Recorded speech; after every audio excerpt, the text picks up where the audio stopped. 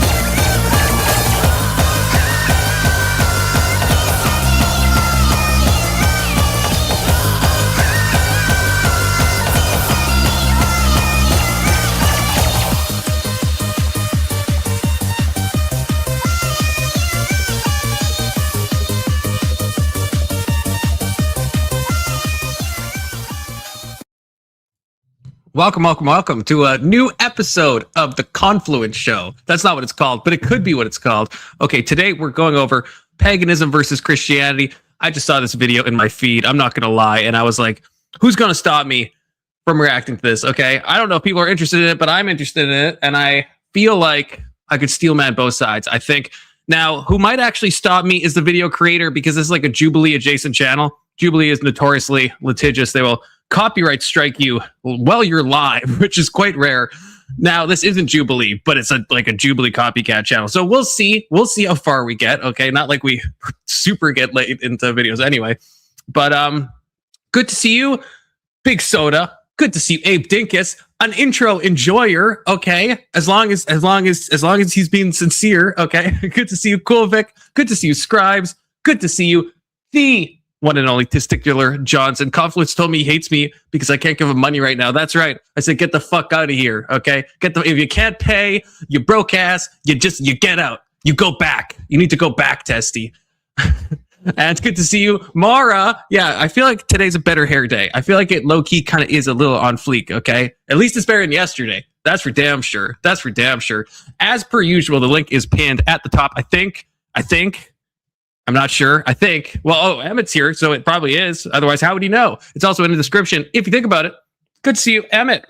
Good to see you. Does my frame rate look shitty? I had a light bulb explode, and I feel like I'm like juddering. Am I jittering? I don't know. Like I just clicked the link. Doesn't it look terrible? Fine.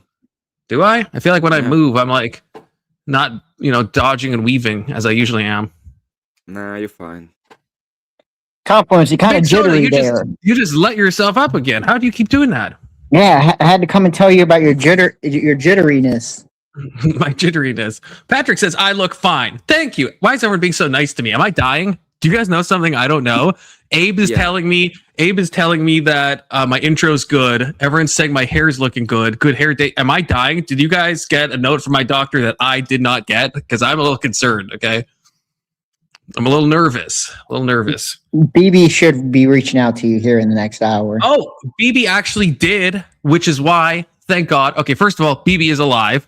Okay, thank God for that. There was an accident. He just tripped during a snowboarding accident. Nothing to do with Iran. No stray missile at all. And now I am once again sponsored by Ben Shapiro's Daily Wire Facts and Logic. Use code Confluence to get 10% off of your Daily Wire membership. Thank God that's back. Confluence was worried for a hot second, but everything's turning up comfy. Okay, so it's all good. What do you guys think about paganism? Yeah, BB's back. That's the thing. So the song, the song is now a fine song to listen to because he came back. It's kind of fake and gay. Why don't you tell me about being a pagan? I don't know much about being a pagan. Well, that's what I want to hear from these people, because I would call myself an esoteric Christian, as you know. I wouldn't identify personally with paganism, but there is obviously, there is things I understand that I have in common with them. You can't even really see this, but it's a playing card. It's a playing card. It's a bicycle playing card. The King of Spades, actually, if you want to know. And so there is some commonalities, to be sure, but I think the pagans do it wrong. They're the heretics, not me. I'm a Christian, okay?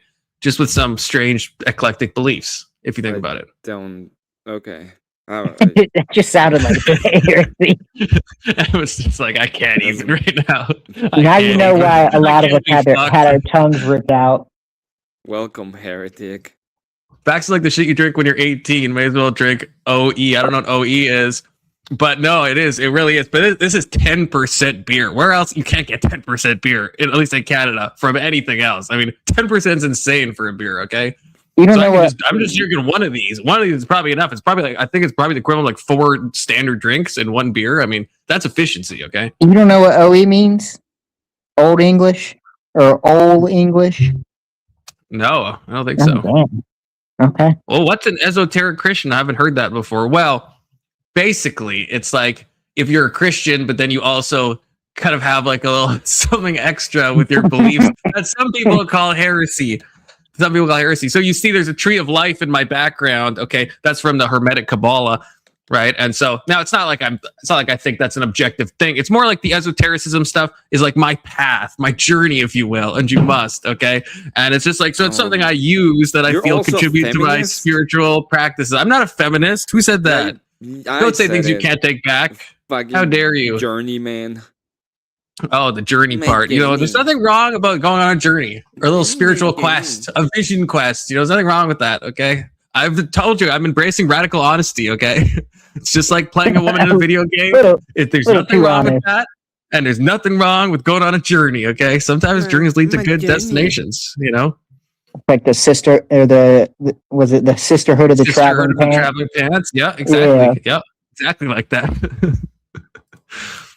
So yeah, it's not like my beliefs are really different to answer you, Scribe, but it's just like I think that like meditation is important, or I think like certain tools can be used. Okay, yeah, I'm gonna live, laugh, love. That is what I'm gonna do. Well, like the tarot, I think the tarot, not in a divinatory way, not in a predicting the future way, not in an Bible way, but in an archetype way. I think they're useful. Same with like meditation. I think there's a lot of like useful stuff in there. Speaking of useful things, Alex. You're a useful person, but as our lore master, you come in handy quite a lot, lore master Alex. That's what you are now, Alex. So you better get booked up, okay? Shit. The name's stuck. So you better start learning, okay? Because any question I have about anything with internet lore, I'm turning to you, okay? Even though Testicular Johnson is really the one I should be asking, but yeah, you should be asking him for sure. We can't. Everyone's got to have a job at this company, okay? I don't know what other position to put you in. So if you don't want to be the lore master, we'll have to find something else. He can be the IT guy. Oh, that's true. Actually, that's true. Yeah, no, that makes sense. Because when I did have stream issues, Alex is the one that solved it. So I mean, Alex is my personal counselor and IT guy. It's a weird mix, but that's what he is. He's my personal. It's kind of like being bartender, Yeah, exactly. Just like when you like talk to your like hairstylist and you like start trauma dumping, which I'm sure everyone. That's not just a me thing. I hope the haircut happened. Yeah, I was trauma dumping too much, and she was like, "I'm too much." She's like, "Chop." Needs to shut up. That's what happened to you are kind of the minister of propaganda and of triggering. We can be multiple things. We contain multitudes. Okay. But Johnson, you do such a good job with that. We need you. It'll be okay. Yeah, Johnson is a master of many trades, okay? Making Confluence very angry, doing propaganda, being a lore master. He's a triple threat, okay? He's a triple threat, if you think about it. Hey, it's the best kind of threat. So now I feel like I talked a big game about this pagan stuff, but the reality is I'm the only one. If I call myself an esotericist, you should trust me. And, it's just because it's me. right? If that makes sense. But you shouldn't trust other people, to be clear, okay? Like these pagans that we're going to watch are probably going to be degenerate people, okay? And I wouldn't call myself a pagan, but if someone comes up to you and they're like, oh, I'm an esoteric Christian, you should not trust them. Again, you should trust me, not them, okay? Just like if someone tells you they use tarot cards, don't trust them, right? You have to go through a lot of effort to make sure you're not like doing something untoward, in my opinion, okay? So a random person does that stuff, yeah, just want to be clear about that. It's not that much of a heretic. Are they saying they're doing it properly, or just saying they're doing it like? Those are I'm just saying. Different. This is what I've said before. It's like this is why it's like in some ways it's maybe irresponsible for me to even say that I like enjoy the tarot, because if you go to a random like tarot reader, they're gonna start like telling you your future. Like they're gonna be like, oh, you're gonna meet a tall, dark man in Europe in upper Scandinavia in the next year. Like and that's not what I use them for. I use them for like archetypes and like I think they're parts of like the divine, or well, not parts, but like archetypes of the divine. That's not how most people use them. If you're gonna like go up to that's how they used to be used, not now, right? People are degenerate. People like take stuff and make them shitty, and so I just want to be clear about that. Okay. Yes, but confluence is different. Confluence is different, right? Yeah. So if I'm doing something, you should just automatically assume I'm doing it in a different way than the right retard. way. The right way. Yes. You should give me the benefit of the doubt. Don't give other people though. Don't be deceived, okay? But you'll never be deceived by me because I've chosen radical honesty, which I already had mentioned that ahead of time, right? So that's kind of how this works, if that makes sense. Glad we're all on the same page. Now, if I'll be watching the stream. I don't know if this is going to get taken down, okay? Because, again, it's a Jubilee clone, and Jubilee, incredibly litigious. I don't know if this is the same. It's called Counterpoint. I even think I've heard of this channel. I just saw this and I was like, you know what? I want to talk about paganism. Okay. These people are going to probably trigger me so much, but that's okay. I can tell the chick's a pagan. And I feel like we got a good mix. Okay. Because we got Emmett, the ultimate of ortho bros, to to ground me in theology. We got Big Soda to remind me of my Protestant, heritage. Yeah. And we have Alex to kind of steel man both sides. And then we have me, the esoteric Christian, okay, in the middle, probably of these two camps, okay. Perfect balance. Grounded in real experience. We bring people with different perspectives to the same place for open debate and conversation. I'm your host, Ryan Price, and on today's episode, that guy's like head just disappears into the background, eh? Like he's got no top of his head. It's just vanished. I don't trust the host. I don't trust him at all. Really cool hat. That is actually a really cool hat. It's just like, yeah, that's crazy. Maybe he is just missing like part of his head. Maybe he's in like a war or something. That'd be unfortunate. I don't want to make fun of him if he's doing that. Pagans. Did I say A? Did I say A? We now present. I don't normally do that. Counterpoint. Christianity suppresses. Good to see you, first time chatter. Section _230. How? Okay, I can fix that. I can fix that one. I'm not trying to be a gooner, but I can fix the one. You know which one I'm talking about. You know who I can fix. Okay.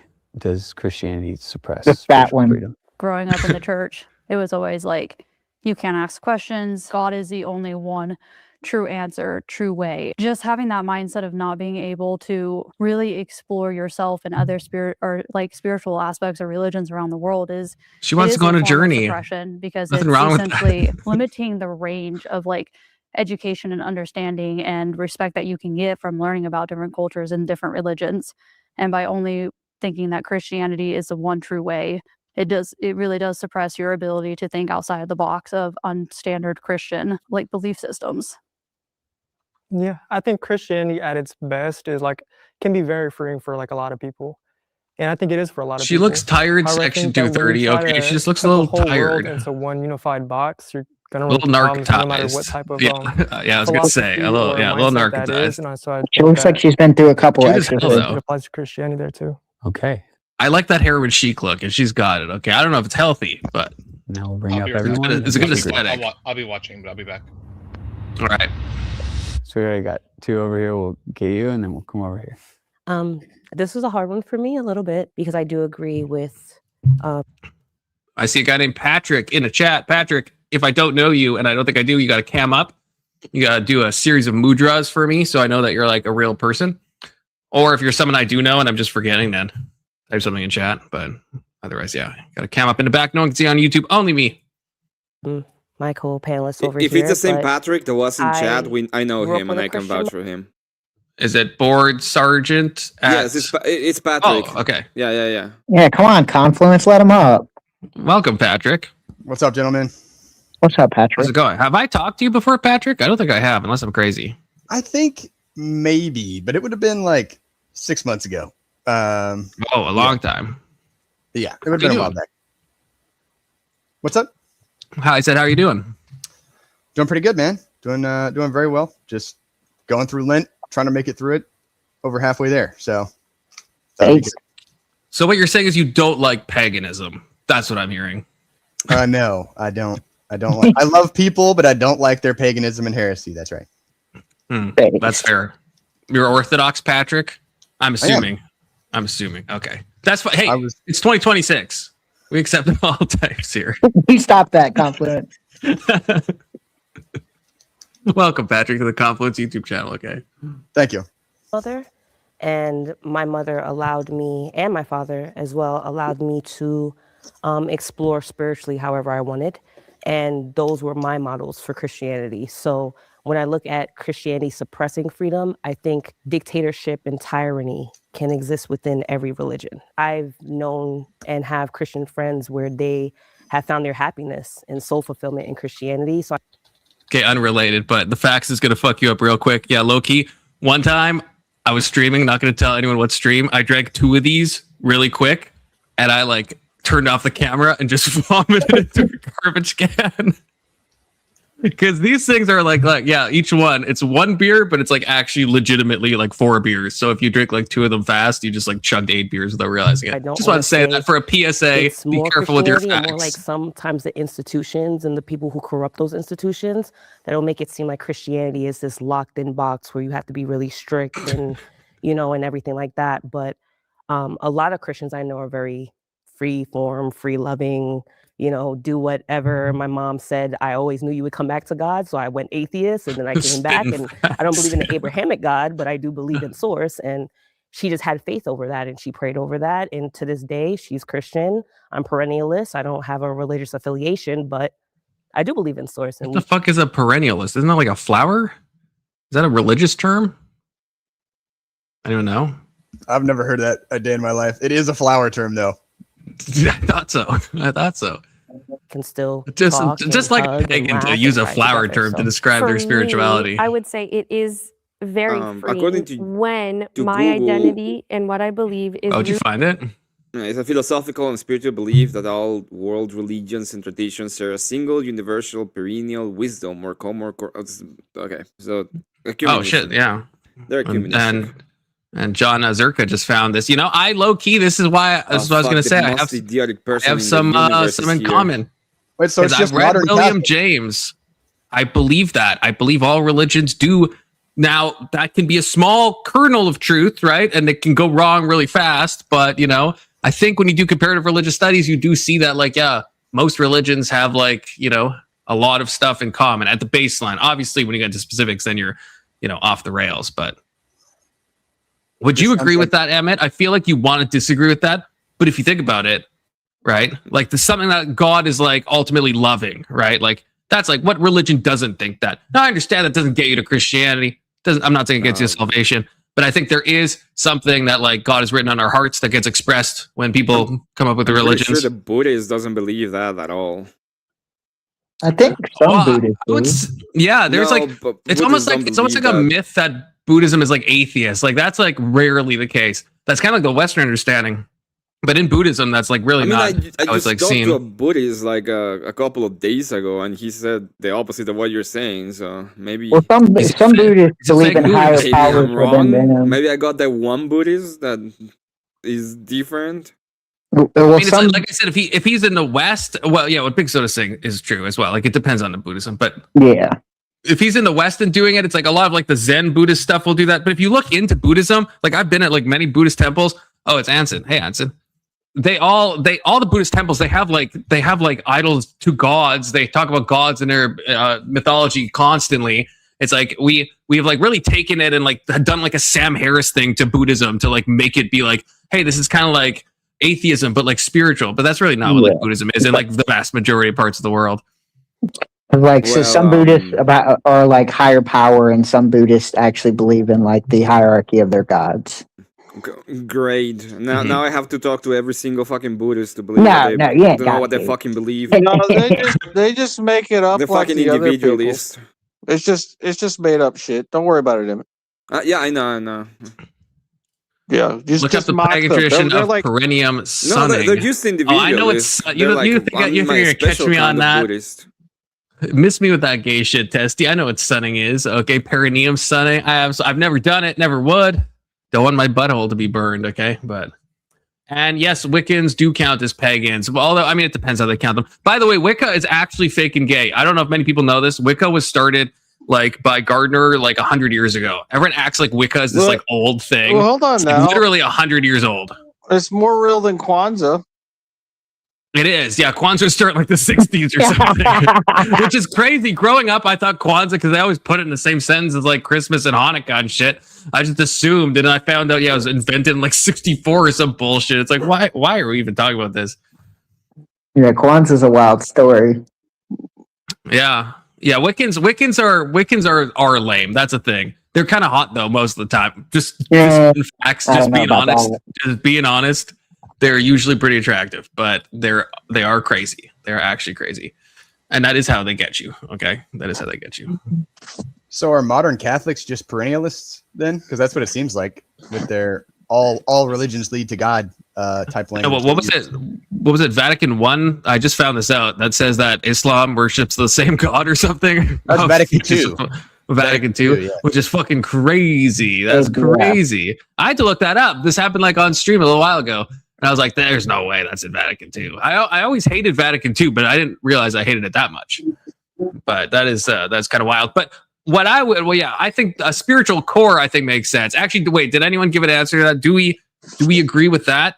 I know Emmett said like that maybe Buddhism doesn't or something, but in general, do we think it's valid to do comparative religious studies and see that, yeah, like a lot of religions will start to say the same basic core things. Not saying they're the same, not even saying they're worshiping the same God, just saying there's like core values that I think have been written on the human heart that when they're expressed in man-made religions end up sounding like the true religion sometimes. I disagree, but yeah.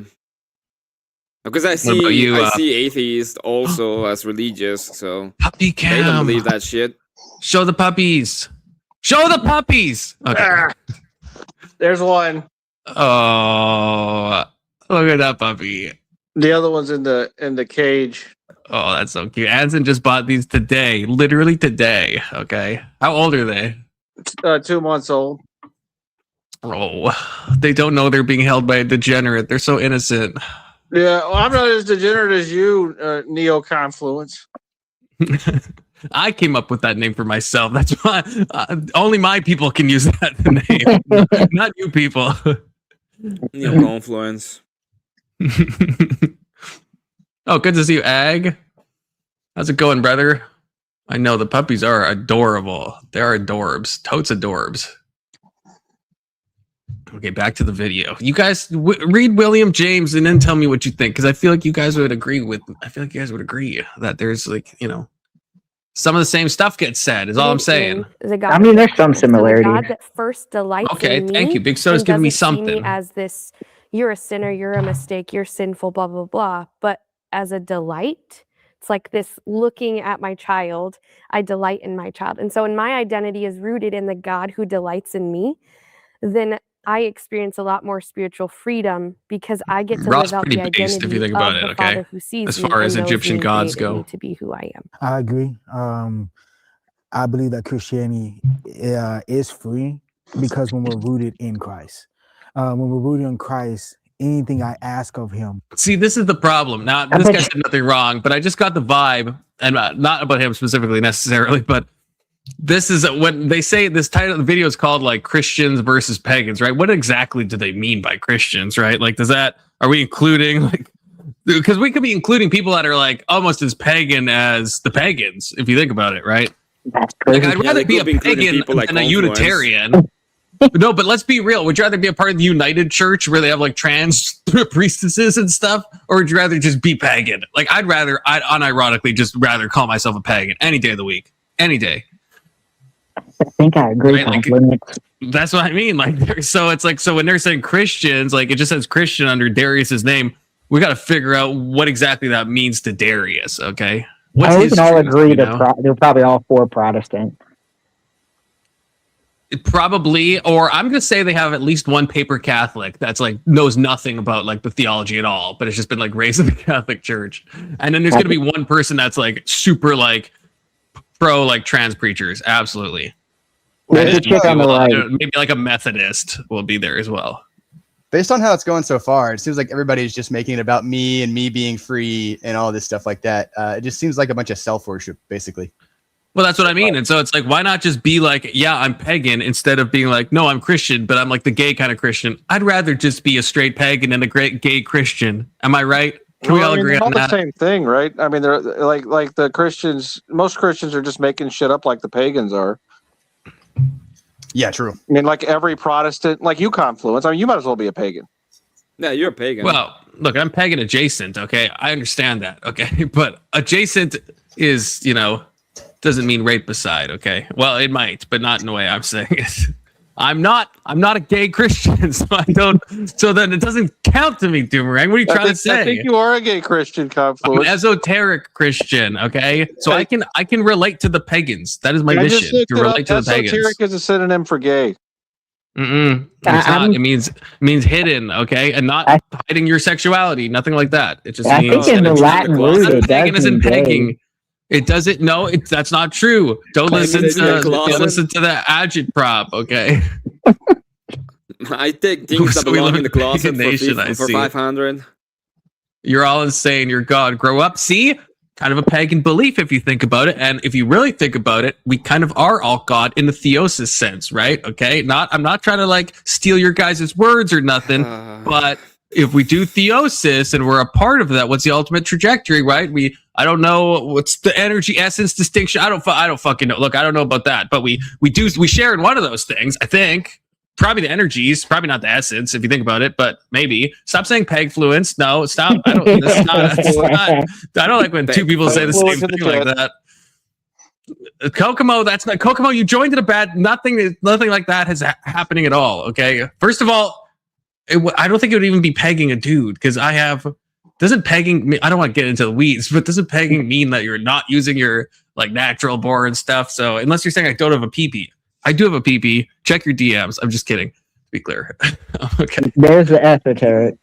Yeah, the esoteric in me just came out. Okay. Okay. Why do you have Keelan? What did Keelan do to you?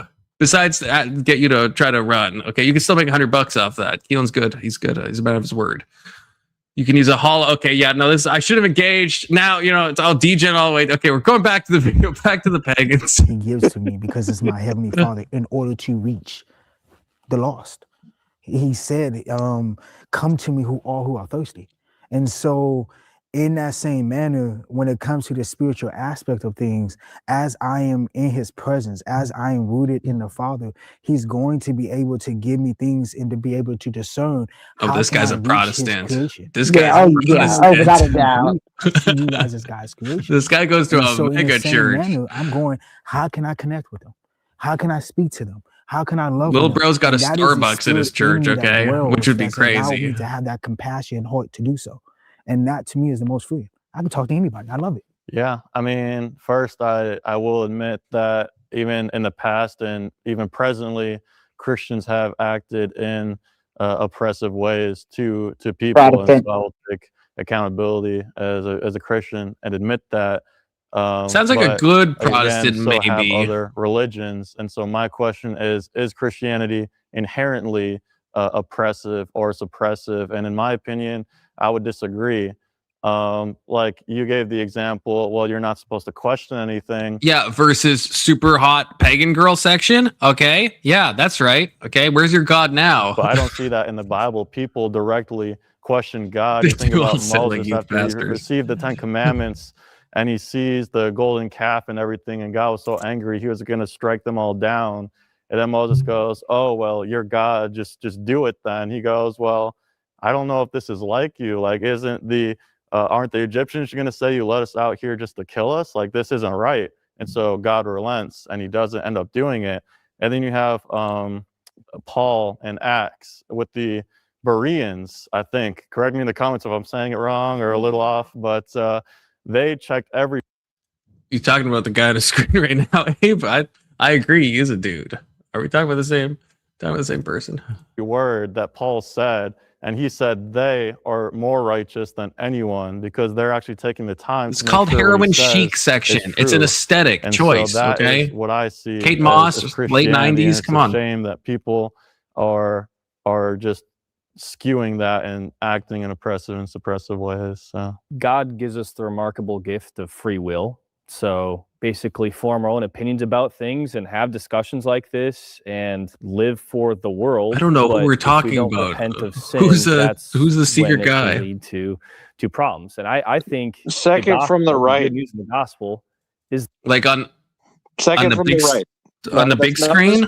Not in this frame. Second from the right there. Well, I just thought. Well, I thought, is that person pretending to not be a guy? I just assumed that was a guy. It looks like it's trying hard to be a woman, but it might be a man, or it might be a man that's trying to be. I don't know. It looks confused. See, that's how good I am at clocking. I didn't even know. I didn't even think they were trying to be a woman. Yeah. I'm like my clocking percent is like 99.999. Like I'm insanely accurate. But yeah, that one mamish on the far right over there, man, she's fucking like got that big ass booty. She's thick, man. She makes me want to be an oil driller. Why do you want? No, you want the heroin chic looking girl. Well, no, actually, you can save her for me. Okay, we don't always have to be going after the same broad, Anson. If you think about it, okay, so we can diversify. You can have the chubby one in this case. Okay, yeah. You can take her. That's fine.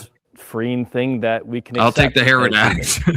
Christianity is the only religion where we don't have to earn our way up to him. He comes down to us and comes to earth in the form of Jesus. Jesus spreads the good news. He has disciples that follow him. He has some people that sounds like a Protestant too. I don't know. People that didn't accept Christianity, okay, that's your own decision. You're going to meet your maker at some point. But the people that could accept the truth of the gospel into their hearts are going to, experience that salvation. And I think that's the most freeing thing possible. I don't think Christianity suppresses other religions. I think it just offers good news that can be accepted or not accepted. And that's where the gift of free will comes into play. I know they did not pick our best representative. Experience. No, they didn't. I think the Pagans are going to win. Kick this thing off. Hate to say it. Or get it started. Is there anything aside from personal experience that, as a whole, you think is suppressive about Christianity? For example, I think it's important that we look at how we define freedom. I believe freedom to be a balance between choice and consequence. And a lot of people who say about Christianity being suppressive is usually because the rules that come with it come with consequences that they don't want to accept. But that is not Christian exclusive. There were a lot of things that forced or encouraged people, whichever way you want to spin that, to basically live the best life that they can on earth. So you were talking about Jesus. The word's supposed to be banned, Testy. Earth. Stop getting past my censors. In Buddhism, to be the most enlightened. You too, Marilyn. And he taught people balance, and he taught people, hey, listen, no extreme. That's probably a true statement, though. Probably, yeah. To say, I don't think Christianity suppresses freedom, but I do think it suppresses the truth. Like when you guys were talking down the line, you call God a he. I don't ascribe to God being a he. God to me is divinity. It is man and women, a rock and a tree. It's everything in existence. Panentheism? And then the creator. Don't threaten me with a good time. So I'm more a panentheist. Pre-watched. Holy shit. When do you hear someone say that word? That's crazy. Fucking pre-watched. Holy shit. So you're technically on the pagan side? You got to give me that attaboy. You all have to. Okay. She did attaboy. You have to give me the attaboy. But let's get back to the question. You're on the pagan side? I am a panentheist. No, I'm not pagan. No. Just because she could have said, hey, I play hockey. And I'm like, I play hockey too, right? It doesn't mean I'm on her side, According to Counterpoint, you're on the pagan side. I can't remember the last time I've heard someone besides me utter that word. Okay, that's crazy. Yeah. That's crazy. think I'm dreaming right now. Okay, but yeah, I don't like that it's a pagan that said it, but like low key, yeah. God is both. For those who don't know, panentheism is different from pantheism. Pantheism is God is everything in the physical universe. That's fake and gay. Panentheism is God is everything in the universe, and he's also above the universe, which makes sense because God is omniscient and not omniscient, omnipresent. Then his essence is permeating everything, all of reality, all of consciousness, everything. Okay. Oh, it gives me shivers just thinking about it. Hit the like, says Marilyn. Not his essence. Okay. Look, I'm fine with that. I already said energy essence distinction. Not really sure about that. Not really sure how that works or what that is, to be honest with you. But yeah, I would be fine accepting something. Yeah, maybe not his essence, maybe his energies. I'm totally okay with that. So it's like maybe nuanced panentheism, okay? Of course I know that I answer every phone with yellow is the color of my energy. That's an actual true statement, okay? I know the song. We really have to start to go into the fact that I only think Christianity suppresses these things when it's trying to be the hierarchy, when it's trying to be the one institution. Oh, damn, she's anti-hierarchy. I bet she's a fucking commie. Nothing. Oh, sounds like Maryland. I mean, Maryland's just saying that. Holy shit, right? We're all like before Rome. We're all pre-watched today, okay? To persecute anyone, they didn't have any militia behind them to come in and say, "Oh yeah, we're gonna kill off the Egyptians, we're gonna kill off the Persians, we're gonna do all these things." It wasn't until Constantine made Christianity the national religion that they sat there and people started saying, "Okay, well, do we have to believe in this God now, or not to be persecuted or hurt?" A lot of people had so many deep ancestral, indigenous, ethical systems already in place before Christianity got there. So it suppresses that truth when people don't look outside. This lady's being a little bit gay. I'm not gonna lie to you. Cultural texts and she's talking about lost me. You lost me. And Jesus. Colonial Christianity. Because I think what you were talking about with people following Jesus, whether they accept them or not, that was the Nazarenes. The Nazarenes walked with him and they said, "Hey, listen, if you want to come along with me. If you like what I do, come along with me." They didn't have any militia or policing because they didn't have a nation or anything like that. They were walking the earth. Marilyn, stop flirting with Doomerang in the chat. Traditions we're doing. One of the biggest things that I myself has also had to defer. That lady just acted like the Christians weren't being persecuted and just started persecuting people when they became the state religion. Yeah. Just randomly it just started. No, Nero didn't exist. They just cropped up. Yeah, literally 20 years before Constantine, see Diocletian. What? Yeah. Go ahead. Yeah, even when Constantine made it the national religion or whatever, or when he converted, it was still a minority. It wasn't that and there was even a pagan emperor after Constantine. Yeah. It wasn't definite, this is the hierarchy now. And Christianity had inherent hierarchy in it already. It wasn't something that he invented. That's bullshit that she just made up to fit some damn colonial oppressor narrative that she's been brainwashed with because she's a fucking idiot. Yeah, I agree with that in there. And the crazy thing is that Constantine wasn't even baptized until he was on his deathbed. So you can't even be like, "Oh, wow, picture of Christianity, Constantine." Yeah, he legalized it and everything. He called councils and stuff like that, but he literally didn't get baptized until he was about to die. So. Yeah. But now, okay, we got the best person on panel, okay? Let's hear her out. She's not going to disappoint me. Okay, I'm 10 toes down. She's not going to disappoint me. Who just follows trust. One religion is the same as the mass. But unfortunately, in today's world, with how modern Christianity has taken apart, it is extremely hard to decipher between Christians who legitimately follow the teachings of Jesus Christ, who wanted the love, who wanted the acceptance, who wanted to bring more people to peace in heaven, which is not in itself wrong, but it has been weaponized for centuries, for so long, against everybody but white men, that it is suppression. Oh, why'd I trust? Why do I trust? Well done. Why do I trust? It's the damn Why do I white trust? man. It's the white man. It's always the fucking white man. Why did I always pick the wrong horse. I always do. Just a little fun fact. When I used to watch whatever podcast, I'd watch it with a few friends, and we'd always choose our women at the beginning. You have to commit just on sight alone. I'd always pick the wrong one, man. I'd always pick someone who ends up having OnlyFans, ends up being like saying some gay shit all the time. My intuition with women is just terrible. It's awful. It's horrible. Okay. Now, most people on the whatever podcasts are bad, but I always pick the worst ones, man. Like seriously, the worst fucking people. In modern Christianity, how I view it Just today bad. is white men will always forever be on the top, and then it goes white men or white women, and then it goes to black people, and then it goes to LGBTQ, and then trans, and further and further down the line. Hierarchy It is bullshit. suppression, like women in She the was church for the longest programmed. time She in doesn't fucking history, think. and not in every church today, but it is still prevalent with what is happening on wanting It's to true. force I have women a into this. perpetual fascination and attraction to like BPD coded women. Okay, it's a terrible disease, but it's a terrible disease. It's like standard mindset of your only purpose is to serve your husband, have children, and serve a god. And that is page will it. be And that extra suppresses small. women because we are so much more capable of just producing children and being married and faithful to a husband. And the same restrictions are not on for men. And it's just this trickle down effect of you can be at the very top and have all of this privilege, have all of this respect in the church. But if you're not a straight heterosexual Everyone white needs male, human blood you to just survive. continue to go down and down the line. It is suppression. It teaches people that Heterosexual white your male. worth is only as far as what Oh our my God. All the buzzwords. Oh, and like Jesus. police system has allowed you to be, and it's just there is so much suppression. This is what we were talking about. Me and Testy at a Kirk and someone else. We're talking about this stuff today. Talking about briefly, it was brought up about how people use the term NPC, right? And there's a way where it's like, oh, we're being elitist if we call other people NPCs. But then you see someone like this chick, and it's like, this is like an NPC, right? Like it just actually is. Like it just actually is. It actually is. It like actually is. You know, not in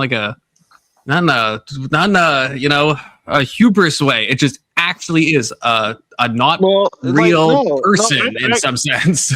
I think that she has the potential to like be a good person. It's just that like she's gotten really, really good at memorizing the programming that's acceptable and doesn't like cause her any kind of it doesn't cost her any anxiety about like whether or not she might offend somebody. Right. She's that's all it is. And but that's what an NPC is, right? She's on like she's saying like wrote notes, right? She's like has memorized stuff, the same like dialogue trees. Like you could take this bitch and you could go down a dialogue tree with her and you could predict it with like 90% accuracy, right? But she's really I'm not saying she's not fixable. In fact, I myself believe I could fix her, but now she's in a lost state, okay? She's really good at reciting it, right? That's why I think that like all she has to do is get fucked really good by like a real man, and it might change her life, you know. Okay, well that's just unless that man is me, in which case that would probably be toward. But it would be like marriage. It would be like after marriage, okay? It'd be after marriage. But then I guess I couldn't fix her. So there's a paradox there, I guess. So yeah. Hard The place to be. confluent paradox. Yeah, you have to fuck the women to fix them, but you can't fuck them until after marriage. So, like, do you just guess that you will be able to fix them? That's a dangerous statement. Okay, you can't marry someone based on thinking you can fix them. Just saying. Just within sex, within race, within like sexual orientation, within what language you speak, where you come from, and you see it so much. Marilyn, you woke up and chose violence today. It's just those are the people that are the loudest in Christianity, and so it is extremely hard to differentiate. Like you guys, like a lot of you, I'm not going to sit there and say that this is something that you support or something that you believe. But as Christians, I do believe it is your responsibility and your duty to have a louder voice than the other people, your brothers and sisters, as you call them. I got Desiree Noel to do a one-on-one interview. Okay, you don't think I could get this bitch on the show? I'll get this bitch on the show. I'll fucking do it. I'll fucking. This is like Desiree Noel had like clout, and you know I somehow with my wildish ways convinced her to do a like 4-hour interview. You pulled a homeless OF girl. Like that's not a pull. I'm saying if I could pull a homeless OF Desiree who actually is well known, I could pull this homeless heroin addicted woman as long as she doesn't see this VOD. I will have to remember to private this VOD. But she does look physically. I could warm her up, Doomerang. I could warm her up. Okay, if you think about it. Give her some free heroin. Wait, am I muted? I'm not. Is No, this a you're joke? good, bro. Everyone, You're good. everyone tells me why, Marilyn. You're joining the thing too. This is this is doomerang behavior. Okay, telling me I'm muted when I'm not muted. I don't need more people doing that to continuously me. suppress women, who do continuously suppress gay people, who suppress trans people, and all of this other horrible stuff, and come into the acknowledgement that you have a sole role. If this is truly who you believe is the one true God, who truly does depend on love, acceptance, and You've done it peace, before, that you Doomerang. carry You that know with you've done it you, before. and you continue to call out other fellow Christians who are not acting in that way and telling them, like, that's not Christianity. That's not what we're supposed to be preaching and teaching about. But unfortunately, it has become weaponized so much that there is a fear, like I'm going back to the term fear, like there is a fear of rejection from churches and from mass groups, that if you are not calling them out for not being true Christians, then you're going to get that reprimandation as well. And that's not correct. And that is a form of suppression. Reprimandation. Yeah, I think I would agree with you. I think, Reprimandation. the Christian church today is broken by far. Like the systems, I mean, if I could stand on a pedestal and preach, I mean, I used to as a little So we're girl, supposed to just pretending champion to people preach about sinning all the and wrong living things lives that of people in churches were doing to hurt other people. Yes. I think this chick's on the when I wrong hear you side. She needs to speak, go to the other I side. hear that you've just experienced just a lot of brokenness, a lot of crap. People have been unkind to you. You've grown up in this rules-based thing where it's like, I have no room Oh to no, there's explore rules and and be myself. hierarchy. What And the I fuck? think that is Man, I fucking hate rules. I want my religion to be just like rule free. You know, that's the main problem with religion. It's got rules. Who wants rules? You know. wrong, because I don't think that that's the God of the Bible. I think the God of the Bible would have Yeah, famously, the God of the Bible, he hates rules. Famously, the God of the Bible, he don't He's let not a anger. big He's just rule like, guy. just do what thou wilt. So that's what the God of the Bible says. That's the Bible I remember. Yeah, that makes sense. Yeah, he didn't historically give a book of the law. Yeah. No. Yeah. his That was creation somebody that he else. created, yes, and you may call those rules or boundaries or guidelines or whatever. I but know, Elder. This is unironically. This is. I didn't expect this. I should have though. But yeah, this is like pagan versus pagan, or fake pagans versus real pagans, maybe. So it's just Or the worst, like four Protestant denominations. I know they should have started off by saying like what their beliefs were, as any proper religious chaos panel would do. Okay, because otherwise we're just like we're left to guess, but we kind of to figured it how out. much I think suppression there is within our own church system.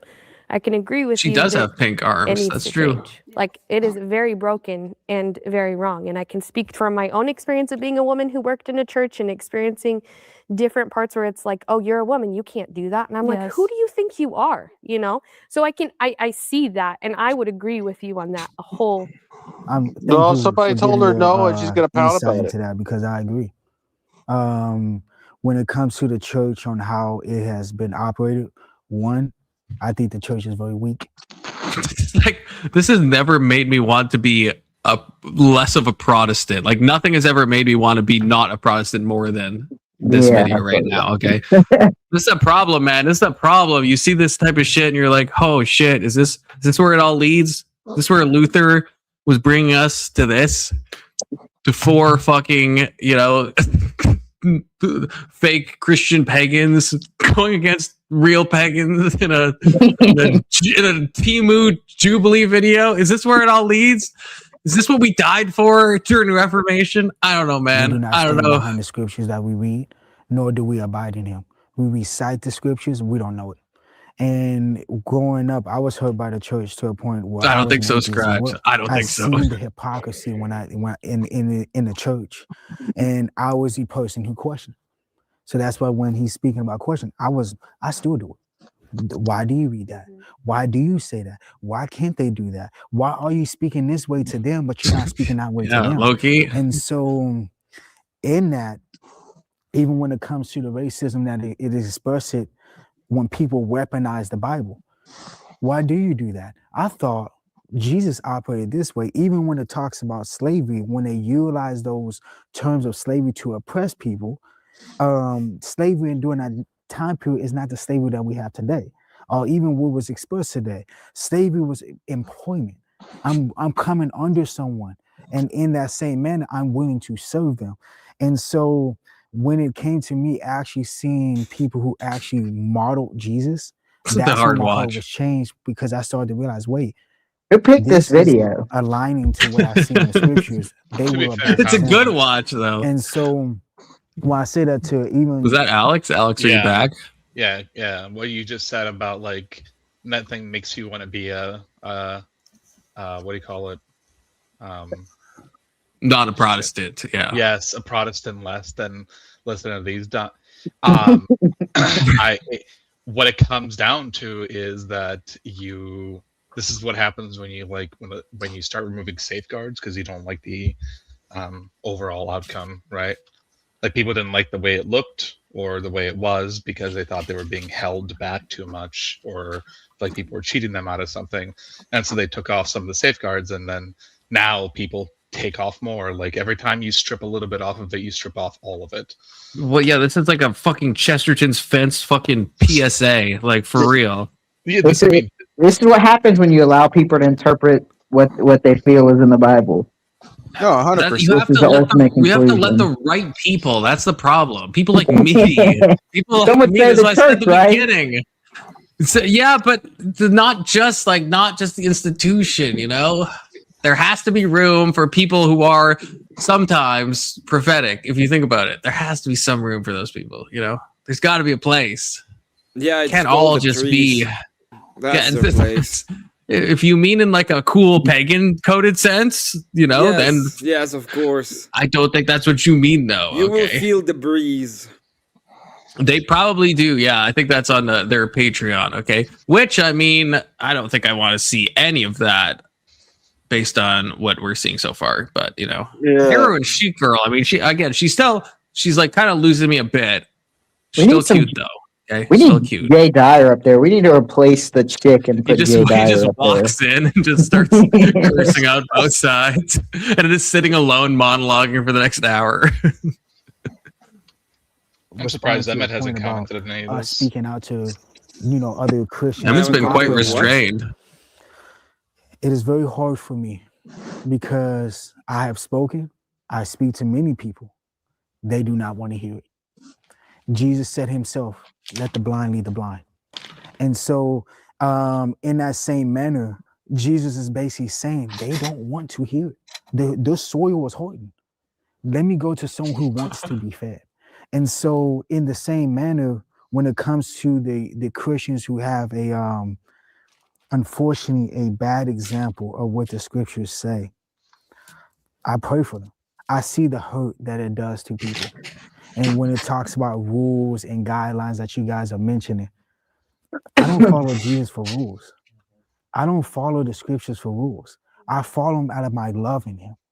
There are things in my old life, even when I was a new believer, I did that I cannot do anymore. Not because it was a rule, it's my heart would change. People go like, hey, boy, you trying to do this? Yeah, fuck those rules. Fuck those rules. On Friday night, you going to a Bible study, you worshiping?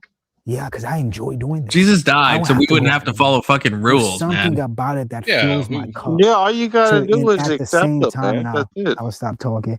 And at the same time, I mention that because when I'm in his presence, it makes me go, once again, as I mentioned before, woe is me. Because I put it on myself to go, I am not. There is a line, Testy. There is a line, okay? There's a line. So when people, even I have a line. About what the church is really not, I'm not that example. Is there really? And I can lead people to Christ through love. I think they touched on that topic fairly well. So I'll comment on the fact that we call like God he or the Father and that sort of thing. That's more coming from a tradition of like the masculine figure brings order to the chaos in the world. And actually Wesley Huff, when he had that famous debate Peterson with, coded Ben Carson, touched on that topic, and I think he did it better than I ever could. Like on the other side, the Holy Spirit, as Christians, we think of it more I don't like agreeing with you, Testy, and it's always depicted in our work as a dove, because when Jesus was baptized in the Jordan, he comes out of the water, he's anointed with the Holy Spirit that's in the shape of a dove, right? And then you were talking on the biblical principle of like, well, women are just supposed to submit to. Just a brief thing on this. I was looking into this. I can't remember. Oh God, I don't know if it was Vibe or someone else. There was someone that like challenged me on that passage. When I looked it up into Greek, I was like kind of surprised. Maybe it was Young Christian. I'm not sure. When it talks about the Holy Spirit descending, every time I've read that, I always thought it was, as this guy said, that it was like in the image of a dove, but I think it says descended like as a dove. Yeah, like the preposition isn't. Yeah, it isn't like an imagistic. Like maybe that's what it's meant to be, but in the Greek and in like good translations, it doesn't seem to actually be that. I always imagined when I read that passage that it's like everyone's like seeing a dove descend, and I mean maybe, but yeah, just a fun little factoid. In the icons, it is a dove that appears, but it does have like a heavenly or holy like light also like striking it. Lightning is the closest thing, but you'd have to see the picture to know what I'm saying. But yeah. So I like the Orthodox, okay? They get the archetypes. They don't accept that the tarot are also archetypes. That's their main problem, okay? But at least they understand icons and archetypes, okay? At least they understand it. So good on you, Patrick, okay? And don't say anything negative about what I just said. Just agree with me. Just nod. Just nod. That's not actually the biblical teaching. The biblical teaching is that, yes, the woman should submit to the man, but the man should also submit to the woman, and that he should let down his life as Christ let down his life for the church. And so that is actually, I told you, this is the best Protestant, at least of the dirty Protestants on the panel. This guy is the best. In that time period, I think so he's the best Protestant. The fucking feminist. I think this guy is part of a historical Protestant denomination. This guy is like a Presbyterian or something like that. He's not part of like some non-denom group. This guy is part of like a historical, just because the stuff he talks about, it sounds like he has a little bit more grounding of his stuff, because he does at least understand that a lot of the things that we're teaching here is not about like, discriminating between man and woman. Ultimately, both people have both men and women have to die to ourselves. That is what we're supposed to do, essentially. Like my priest makes the joke of, because we get new names when we're baptized in the Orthodox Church. And if somebody like calls somebody by their previous name, then he'll be like, who's that guy? I drowned that guy. Like that guy's dead now. Like now you've put on Christ, so. Right. Wait, do you actually like use those names like in the church? Like you'll call each other that? Everybody calls each other by their baptized name. Even outside the church or just like in the church? Like the building, the church. Among the people that are Orthodox at church, we will just all call each other their new names because they are, like they were talking about, the black guy here was talking about a minute ago. He was talking about, I looked at these examples and these are people that emulated Christ. That's why we take on the names of saints, because they emulated Christ in our eyes. And so now we put on Christ and take upon those people's names. That's one way we do that. Are these like secret names, or can you like tell me? No, like I'm baptized in the name of St. Patrick, the Enlightener of Ireland. Like, I was baptized in the name of the Father, Son, and Holy Spirit. Of violence? No, Enlightener of Ireland. Oh, of Ireland. Oh, Ireland. Yes, sir. I don't want to yuck another man's yum, but some people use the land of Ire. Yeah, some people will take on like Saint Nectarios, or Nicholas is a pretty common guy. Andrew is really common here locally. Yeah, but just any saints. Emmett, what's your saint? Emmett, are you alive? Saint. Wait, aren't you baptized in the Orthodox Church? This is well known. I'm not yet. Oh, no, you're not. What? You're a catechumen? No. But I believe in. Oh, shiz. That's crazy. I've said this many times. He to be fair, he has said it. He I didn't know that. You just don't listen. I don't remember that. But I don't listen sometimes. I try to though. Well, I listen, but I forget. I forget a lot. Okay, there's a lot of stuff going on. Okay. I did not know that. And a young Christian, he was literally here yesterday, Testy. Literally here yesterday. Okay. He brought that ginger BPD chick with him. Yeah, his wife. Also known as his wife. But yes, same person. Mm-hmm. But yeah, they were here. They left when the Thorpes showed up. I don't know if it was related, but I suspect it could have possibly. I suspect it probably was. Yeah, I do suspect that cowards Cowards, both of them, okay? If you're watching this, Young Christian, Young Raven, cowards, absolute cowards. And you see even from Genesis that all men and women are created in the image of God, that actually it's completely ahead of its time, even in Genesis. And so that's how I see that topic. But Or if we're talking historically, I think we have to go back to the canonization of the Bible. I say that the Ethiopian Bible that has the 81 books. I think most denomination has like 66. Mary Based? Magdalene just Book of Enoch, anyone? No, Book of no, Enoch? no, I always no. thought I was a heretic for like loving the Book of Enoch. And then I find out the fucking Orthodox Church is like cool with it. I'm like, okay, you guys are like basically esoteric. Okay, cool. One Orthodox church in Ethiopia. Yeah, the but it's Coptic accepted. are cool with it. No, not the Eastern Orthodox. Now, we will say, I'll tell you this, we will say it is beneficial reading, but it is not part of the canon. Right, beneficial. seems Hey, like a- beneficial reading. That's it. That's enough for me. I mean, Yeah, that seems fair. have you But read the Book of Protestant- Enoch, Patrick? Yes, sir. I've read the first book of the Watchers, if you want something specific. Oh, I do. I do. You should read the second and the third, though. It's just like you got to get to the conclusion, you know? It's like kind of like a hero's journey. Okay, I'm just kidding. It's not, but they're all good. They're all good. I don't know if the Orthodox Church all shoves them into one, like officially, but the way I read them was for second and third. They're all good. They're all good. But they're kind of like they're kind of crazy. We have the Deuterocanon. If you want a crazy book that's in our canon, I mean, just read like Tobit. That's a weird book in our canon. Oh, I don't like Tobit. I don't like any Maccabees and shit. I don't like it. I don't like it. I don't like it. Not a fan. Not a fan. I didn't know you guys had that. I thought that was like a Catholic thing. No, we have Deuterocanonical books. Yeah, we have Deuterocanonical books. We have a 73 book canon. Well, depending on what jurisdiction you're in, but generally speaking, we have a somewhere in the low 70s canon, depending on what jurisdiction you're in. So you guys accept the all that strange stuff. What's the dragon one or whatever it is? Yeah, there's some mythological.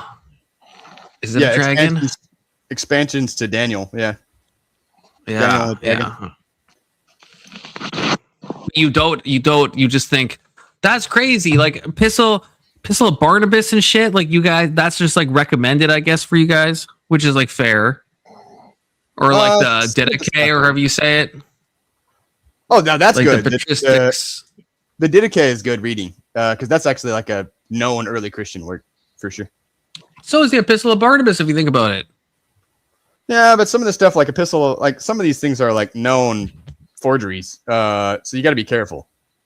Yeah, but but the problem with that is like they say Second Peter is a known forgery, right? Like that's the scholarly consensus, at least now, scholarly consensus in big air quotes. But that's what they say, right? It's like the style of the Greek, and it's true. The Greek style doesn't match up, and so so a lot of scholars, most scholars, say Second Peter wasn't actually written by Peter. But it's like, do we take Peter out of the canon because of that? You know, but Hebrews was accepted because it was thought to be Pauline. It's not Pauline, right? Almost certainly not, but it's still like in the canon, you know. I I don't know. I have a question about the canon stuff. I guess how do you determine if something should be kept in the canon or not? So the way that we determine it is by the life of the church, and so like as the life of the church is essentially in the services. So as the church continues on, because it's a living tradition, and when I say that, the church is the body of Christ, is the visible body of Christ. So we are. That's why, like a long time ago, when people did confession, which is one of the sacraments, they would actually confess in front of everybody, not just to the priest. Nowadays, we just do it to the priest, but that is a economia way of essentially confessing to the body of Christ. Whereas historically, you would have confessed your sins to everybody in the congregation because you're confessing it to the body of Christ. They call that trauma dumping now. That's crazy. It is trauma dumping, yeah. The way that we determine the canon is by the life of the church, which is the services. So basically, whatever books we read in the services are the ones that ended up in the canon. That's how the canon got accepted, because the church fathers didn't even agree on the canon. A lot of them had different lists with different books in it, but we essentially just compiled the ones that we use in the services. Ironically enough, though, the only exception to what I just told you is Apocalypse or Revelation, as you guys call it, by John, the last book of the Bible. That's never read in any services, but it is read in Vespers and Matins, which is morning and evening services. But it's never read during the liturgy itself. And we actually have books that aren't in the canon of Scripture, like the Ladder of Divine Ascent, which are read in the liturgy. There's actually a specific Sunday for it, but are not in the biblical canon. But now what is... Go ahead, sorry. Oh, I was just going to say, what would you say is the criteria in which the church picked, I guess, the canon? So you're saying it's from the authority of the church, but what were they kind of looking at? They were looking at what books are used. So the one that was debated on the longest is Apocalypse or Revelation, as you guys would call it, because we don't use it in any of the services because it's not like an easy book to sit there and decipher. Even my priest, if you go ask him, hey man, what's Revelation talking about? He's going to be like, and I don't know, I don't know. It's kind of a hard thing to just give you hard and fast. Oh yeah, here's the exegesis on that. That basically the criteria is what the church reads in the life of the church when they're doing the services, primarily the divine liturgies. But we view it on a gradient, right? So and you can actually see that in the life of the church. For example, when the gospel is read, like the gospel is always brought out during the small entrance in a gold cased book. It's only the gospel. It's only the Matthew, Mark, Luke, and John, and is raised in the air, and the sign of the cross is made with it and stuff like that. The epistle's always read before we read a gospel reading, so you can tell the epistle's pretty important. We sing the Psalms pretty much through all the services, so you can tell the Psalms are pretty important. And you can kind of tell stuff like maybe stuff in the Old Testament is a little less important because of how we treat it. We say, wisdom, let us be attentive, but there's not all the pomp and circumstance around it like there is some of the other things. And so we kind of view things on a gradient. We're not like, oh, this is the canon of Scripture. These are the only beneficial things for you to read for your spiritual life. It's just obviously the Gospels are the most important, followed by the epistles, probably the Psalms next, and then you keep going down the list. But in terms of importance, but though you guys think the canon is inerrant, right? I don't know if you use that word, but I mean the canon is closed, but I don't know that we would say you wouldn't say it's inerrant. No, because multiple jurisdictions have different canons. So no, I mean the context of the canons. If you're reading Revelation, right? Do you think Revelation can be wrong at one point? No. But the Serbs, right, but do you think the Didache could be wrong, or however you say it? The Didache is not in the canon. No, that's what I'm asking. So it's not just about in turn. What you're saying is that there is degrees of importance, but then there also is that delineation between this is canon, this is infallible, and now this is recommended reading. But it's it could be wrong, or it could fail you in some ways, or at least what I'm one saying verse. Too, though, is between jurisdictions. I think the Serbs actually have a book we don't have. I think the Serbs have we have in my jurisdiction in the Russian Orthodox Church abroad, we have 1st, 2nd, and 3rd Maccabees, but I think the Serbian Church has 4th Maccabees as well. We don't have that in there, but we don't say that's bad. The DLC, the Maccabees DLC pack. Okay. Yeah, we don't say that's wrong. We're just we don't have that in our, but it's still good and beneficial reading for you. We're not going to be oh yeah, the Serbs are wrong. We're in communion with the Serbs. Obviously it's cool, whatever. We're not as hard and fast like the Protestants are on being what the Bible, it's not like that. It's more But are you not that hard and fast in terms of the infallibility? I feel wouldn't you have to be? I think it's really weird. I don't know. I can start saying real weird stuff right now, but I think it's weird because it's basically just, for example, we could lose the entire Bible and our service text would still have essentially the entirety of the Bible in it. And so we could literally just rebuild the Bible from that. So that's how we know what the Bible is and what's infallible and what is the teaching of the church throughout history. Right. But okay. But I guess my issue is obviously you could rebuild the message of the Bible, but you couldn't rebuild the entire Bible. So if I found a verse that's not mentioned in a service or in any type of mass or whatever, then it's then is that verse not correct? Is it not useful? Is it It can still be useful. superfluent? But is it like inerrant? Is it like the word of God? Is it, or is it just like extra that you don't really need? Like, what are we exactly saying?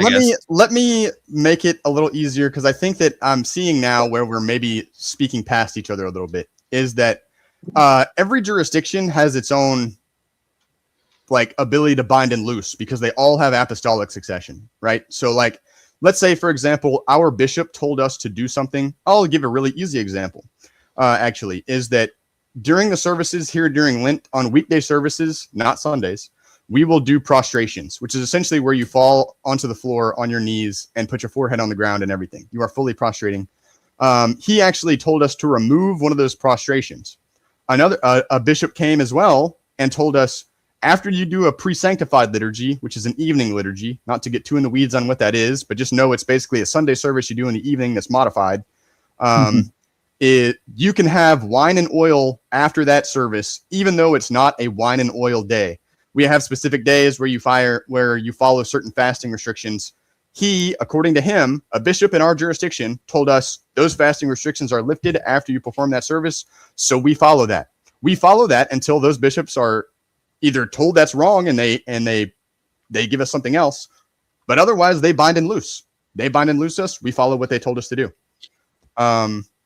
Yeah, and so if they say, okay, we're not going to read that or read this, etc., and so on. But I mean, ultimately, it's all conciliar, but we are all also within our own jurisdictions.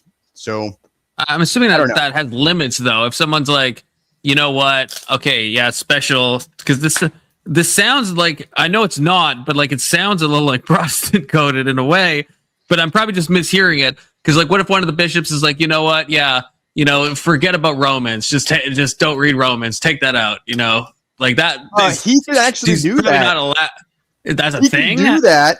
He could do that, but he would get removed. How is that different than the Protestant critique? He would get removed though. Okay, so they can change stuff within like limits. They have instead of the Pope being able to control what things are, they have a council that works together to do. They have a synod, yeah, is what we call it nowadays. Yeah. So the Pope right now, in theory, could choose to remove Romans, saying that God told him to do it, right? Okay. So in Orthodoxy, single priest cannot do.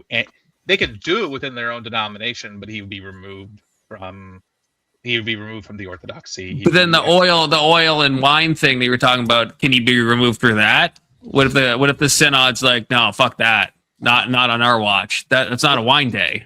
Can they remove him for that? I mean, they could. The synod can feasibly do what they want, because the synod is basically a council of the bishops within the jurisdiction. They could remove. Yeah, they could remove him for any reason if they want to. Yeah. But if my guess is if he's decided to do that, he's probably checked with them to make sure that they're not going to get super pissy about it. Right? Because we have canon law, right? Canon law is essentially like what we're supposed to do, but every bishop applies the canon law in the way he wants to apply it. So everybody does have guidelines, let's say, and everybody applies those guidelines in the way they want to apply them. And if they're applying them wrongly, then the balance of that is the synod. Okay. How many people are in the synod? Where? I think mine has 12. Mine has 12 in ROCOR in North America, I believe. Do they all have 12? I'm like not a disciple kind of thing? Is there like a main synod that like controls? Like, what if a synod is acting up? Is it like a papacy divided into like 12? Like, is there like the I don't know, synod prime, like the main, like archbishops? Why don't you pull up the hierarchy of the Orthodox Church real quick on the screen? Because that's something that you can really easily pull up. Yeah. Is it? Hierarchy. I mean, it's really because the bishop controls his jurisdiction pretty absolutely. Like, let's say I'm another bishop and I want to go into that bishop's jurisdiction. I've like got to get permission just to even enter the church, because if I go to a service there, I've got to get commemorated during the service. And so if I'm going into his church, I probably need to get permission from him, because I'm going to have to get commemorated. during the Yeah. service. I'm not finding a good chart. I'm finding stuff that's like talking about like the No, more we so have the history. The only appeal you can make, there is really, and this is why the Pope thought he's the Pope, is because we used to treat the Pope of Rome or the Bishop of Rome like he was the appellate structure. So let's say the council makes a mistake. Let's say I get excommunicated. They say I'm a heretic. I don't believe I'm a heretic. I make an appeal to the Bishop of Rome. This is historically, not nowadays, because obviously the Bishop of Rome is not in communion with us. I make an appeal to the Bishop of Rome. Bishop of Rome says, oh yeah, actually, bro, I don't really think you're a heretic. Now you're going to go back to the synod again. You're going to go back to the council again, and we're going to re-see if you're a heretic or not. He was essentially, and that to them was like, okay, that means that the Pope of Rome, the Pope is basically, he's over the councils if he can just decide to let people appeal stuff. But he was always just appellate. Okay, what am I? This is the Eritrean Orthodox Church. Okay, I don't know. So I don't know about Eritrea. Is this like fake and gay or what? Coptic. Yeah, I think they are Coptic because they're basically North Ethiopia now, right, or something. Yeah. Are you saying they're not in communion or what? They're not. I don't think they're communion with. Check the thing I sent you on Discord Confluence. It may be a little better. Oh, on Discord. I was looking at the private chat.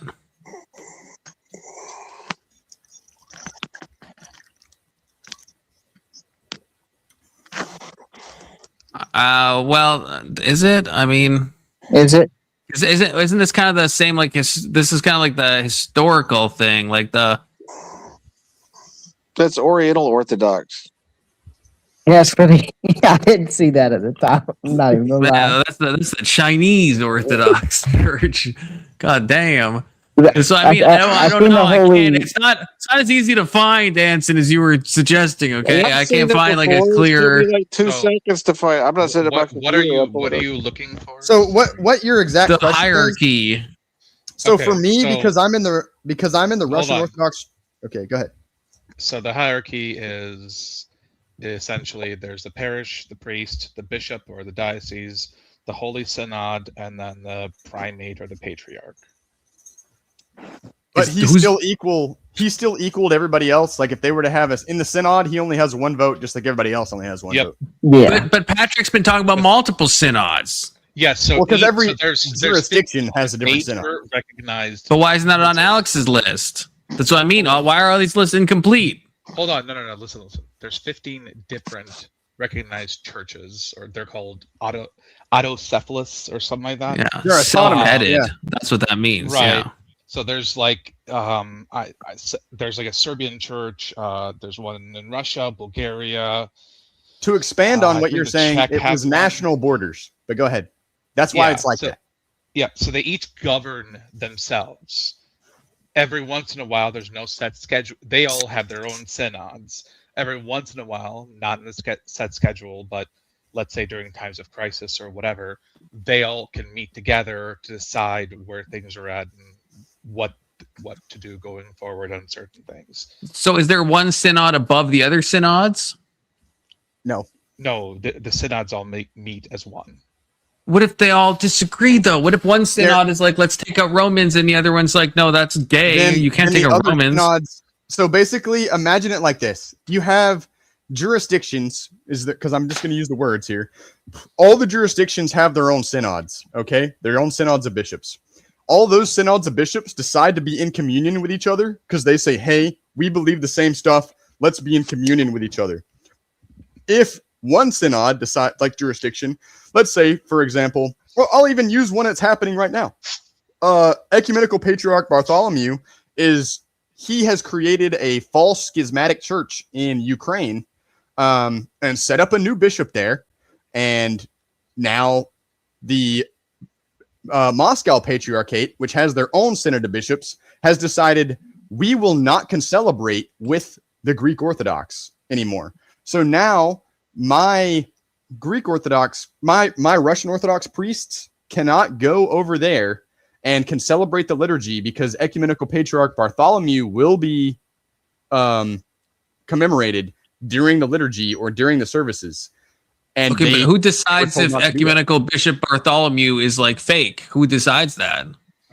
Who decides if ecumenical patriarch Bartholomew is fake? Well, just like I did. So we're essentially soft excommunicated right now. Like it only affects the clergy. My jurisdiction decides that. Yeah. So if there's one, Like let's say there's synods. one runaway church, right? Let's say there's one runaway region that decide they want to do whatever the hell they want to do. They would just basically be removed from this conglomerate of churches. So to Right, speak. but I'm saying let's say six of the church. Is that a thing that can happen where six of the churches are like, we love Bartholomew, and the other ones are like, no, that guy's like doing some whack shit. You're talking about a huge schism across the Orthodoxy. It's feasibly possible, but that would be a pretty hard thing to happen. But I mean, how do you so Bartholomew's going off, he's wilding a little bit.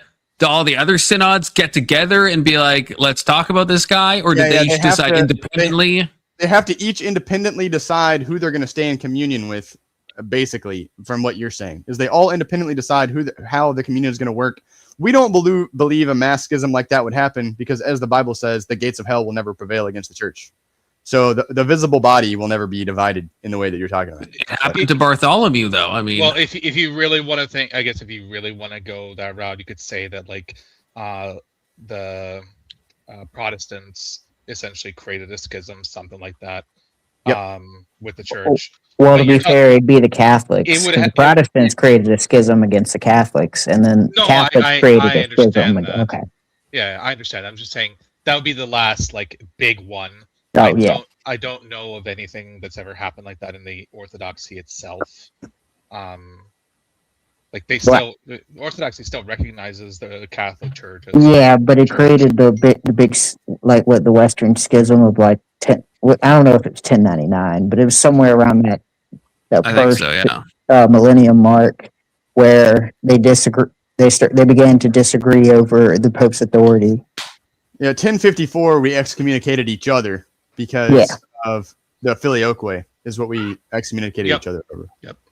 They decided to make a decision on their own that the rest of the churches would not agree with. The Pope made a non-conciliar decision to accept the filioque, which was popular in the West. Ironically enough, to actually combat the first heretical position, which was Arianism, and it was a popular thing in like Spain and France, and so they adopted it over time into the filioque is essentially saying that the Holy Spirit proceeds from the Father and the Son rather than just the Father in the creed. And so, obviously the Orthodox were like, that's not a conciliar decision. You can't just decide that. Also, we all collectively decided in the Third Council that we wouldn't change the creed anymore. And now you're just changing it unilaterally. So now you're excommunicated, bro. Check this out. But he also excommunicated them. The Pope excommunicated the East, and then the East reverse excommunicated him. Because I've been getting into, I guess, the history of the filioque, and that's been a pretty fascinating read. Been reading from this guy, Vladimir Losky, and he wrote about the procession of the Holy Spirit, and I've been getting deep into that. Oh, yeah. It's good. So it's possible, of course. Anything is. There's no one's going to hold them hostage and force them to not do it. But they would basically just have a huge schism across. But what about this patriarch guy in your chart? Who's that? So he's is just that the like chief bishop? That's all he is. So he's the sounds chief, like a pope in a way, right? The bishop in Rome. How is that? How is he not like pope adjacent? He has the same amount of. He has the same amount of power as everyone else. He just has more. So why do we need him? Why can't we just have the synods? Why do we need this extra guy? He's the chief representative, but because he's been acting like a pope, like you're talking about, that's why there's this soft schism right now between the Moscow Patriarchate and the Patriarchate of Constantinople, because he's trying to do stuff unilaterally, i.e. set up a bishopric in Ukraine that is parallel to a previously existing bishopric. So for example, and I'll give you an example of the consequences of that. The Patriarch of Georgia just died. They're not going to let Ecumenical Patriarch Bartholomew serve the liturgy for his funeral, because he's going to commemorate the schismatic bishop and not the real bishop, and the Georgians don't want that. And he's in the Georgian jurisdiction, so he can't tell them, no, I'm just going to serve anyway and commemorate who I want to commemorate. They're going to say, no, our bishop says no, so sorry, you're not doing that. and that's exactly how it's going to go. So you guys could choose to like not like the patriarch, the current patriarch.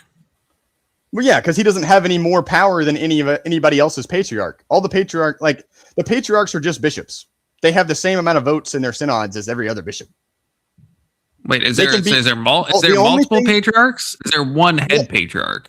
I think there's like every jurisdiction has a patriarch, but technically we have ecumenical patriarch Bartholomew, who is supposed to represent orthodoxy. He's the first among equals. Okay, that's the way we would say it. The Ukraine guy that everyone doesn't like. He's the head. Well, he's the first among equals, so he's the first. All he is first in honor. He doesn't get any more votes or have any more power within the structure. Just some random Ukrainian guy. Hold on. Well, not random, but the comparison between the churches is it's kind of like I guess the European Union in a way, right? They're fairly close, but they each govern themselves for the most part. Yeah. Like each get a vote, and then so when they come together, they'll each get one vote in the say of what they're coming together for. Yeah. And that's who decided that Bartholomew is the first though? He's the first among equals because he is the Patriarch of Constantinople, and that was the last place we had an emperor. I thought motherfuckers in like the Ukraine. No, he's the ecumenical Patriarch of Constantinople. Oh, so what? Istanbul, modern Istanbul. We dead name Istanbul. I thought you said no. I thought you said Bartholomew was like involved in the Ukraine thing. He is. He set up a schismatic church and a new bishopric in Ukraine, which is parallel to the real Orthodox Church. Because he's doing stuff. Is this related to like the Russia, however you say it, Ukraine war? Like, is this like a related thing or what?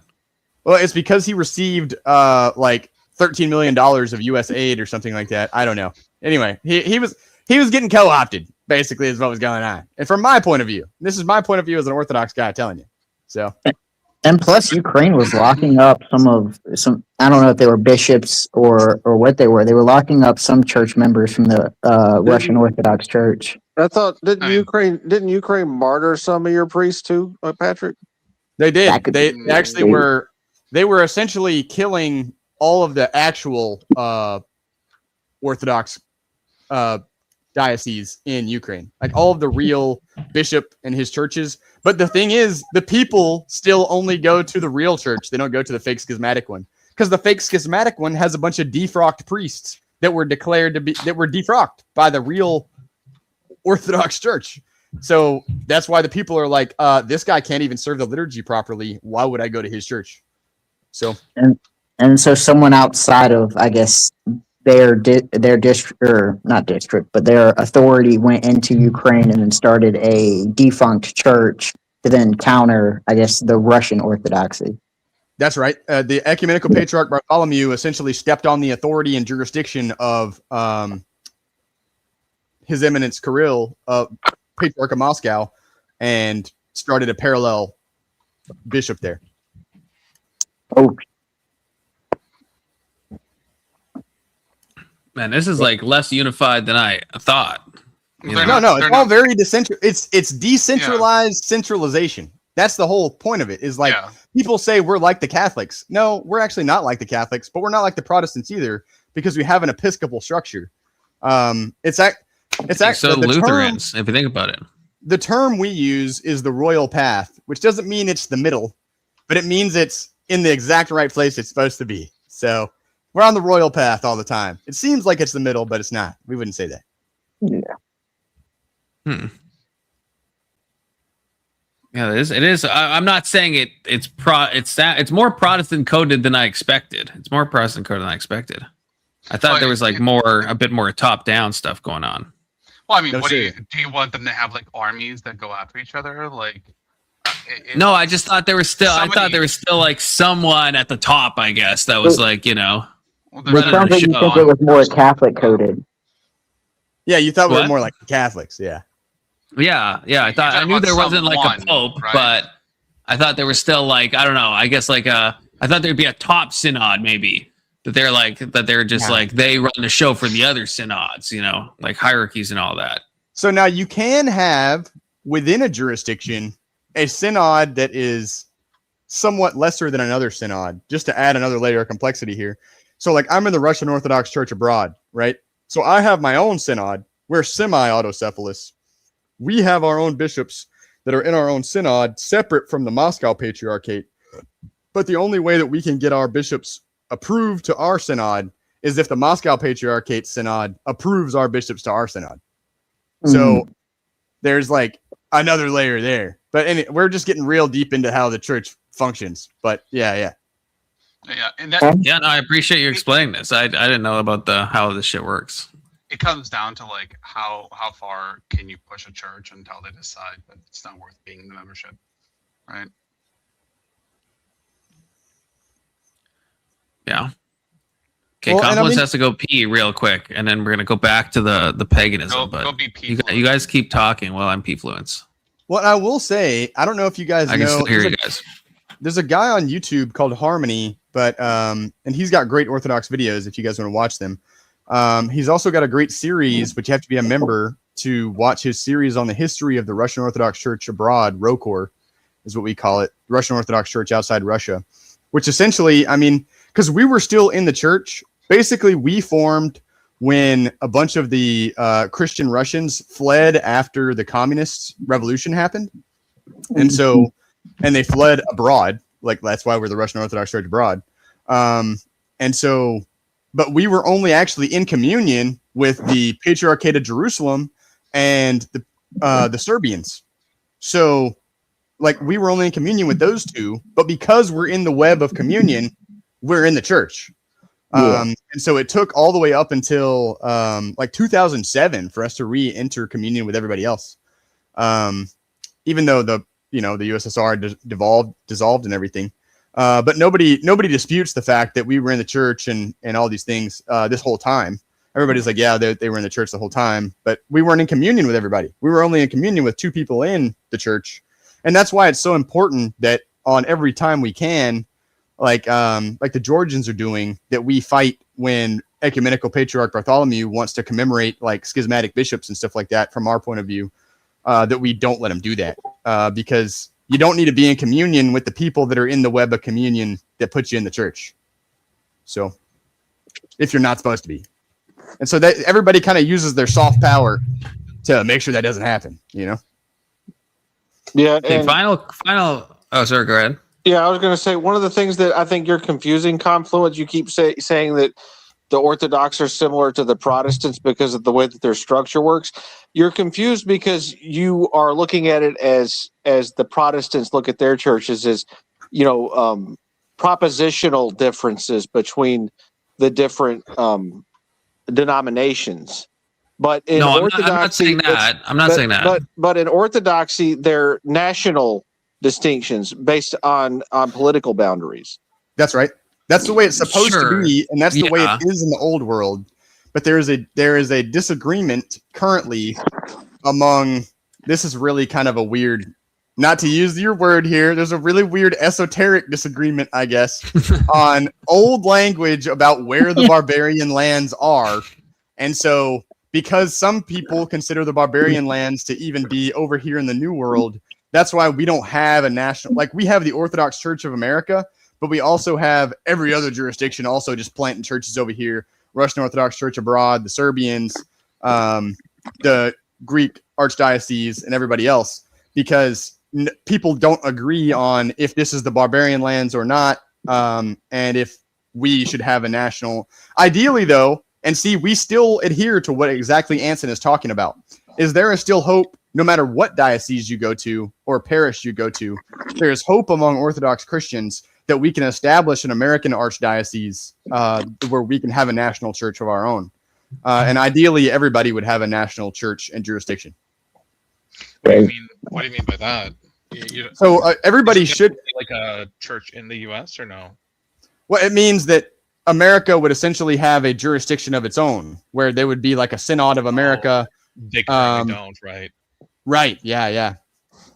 The attempt to make that is the Orthodox Church of America, which split off from the Russian Orthodox Church abroad, and they were granted autocephaly. Of course, stupid fucking politics gotta ruin everything, right? Yeah. So, why is there none of this? Yeah, there's none of this in North America. Is this just like European? All the, even in I'm currently in Canada, and yeah, it's all old. It's all, yeah, but there's no, it's always like the Latvian, or the Russian, the Greek. It's always these, Yeah. Where's the Canadian Orthodox Church? Where's Right, the so we Cuban don't trust Orthodox y'all with Church? it. Establishing something like this is not only difficult, but takes a lot of time and a lot of investment. It's not like you just do this Confluence, overnight. become a Orthodox priest, Or and then even you over could be the one to 100 make years. the Orthodox Church. I could be of a Canada. fucking patriarch. Holy shit. Everyone would excommunicate me in a second. That even Yeah, that's- Bartholomew would disavow me. Even he would be like, nah, There's- not that guy. Yeah, get that guy out of there. Yeah, I'd be gone, man. I'd be gone. I'd I'm have so sorry, I many just- books in there. I'd put the Gospel of Thomas. I'd be like, who's gonna stop me? And then the rest of the synods would stop me. excommunicate you. And you Well, just they- become another like genuine Orthodox church or whatever. Yeah. Yeah, Saint Confluence. Okay, that's a certain ring to it. It'd That's be my the new new- goal. Okay, the new I'll establish Arian. the Orthodox Church in Canada. Yeah, Saint Confluence introduced tarot to the canon. True.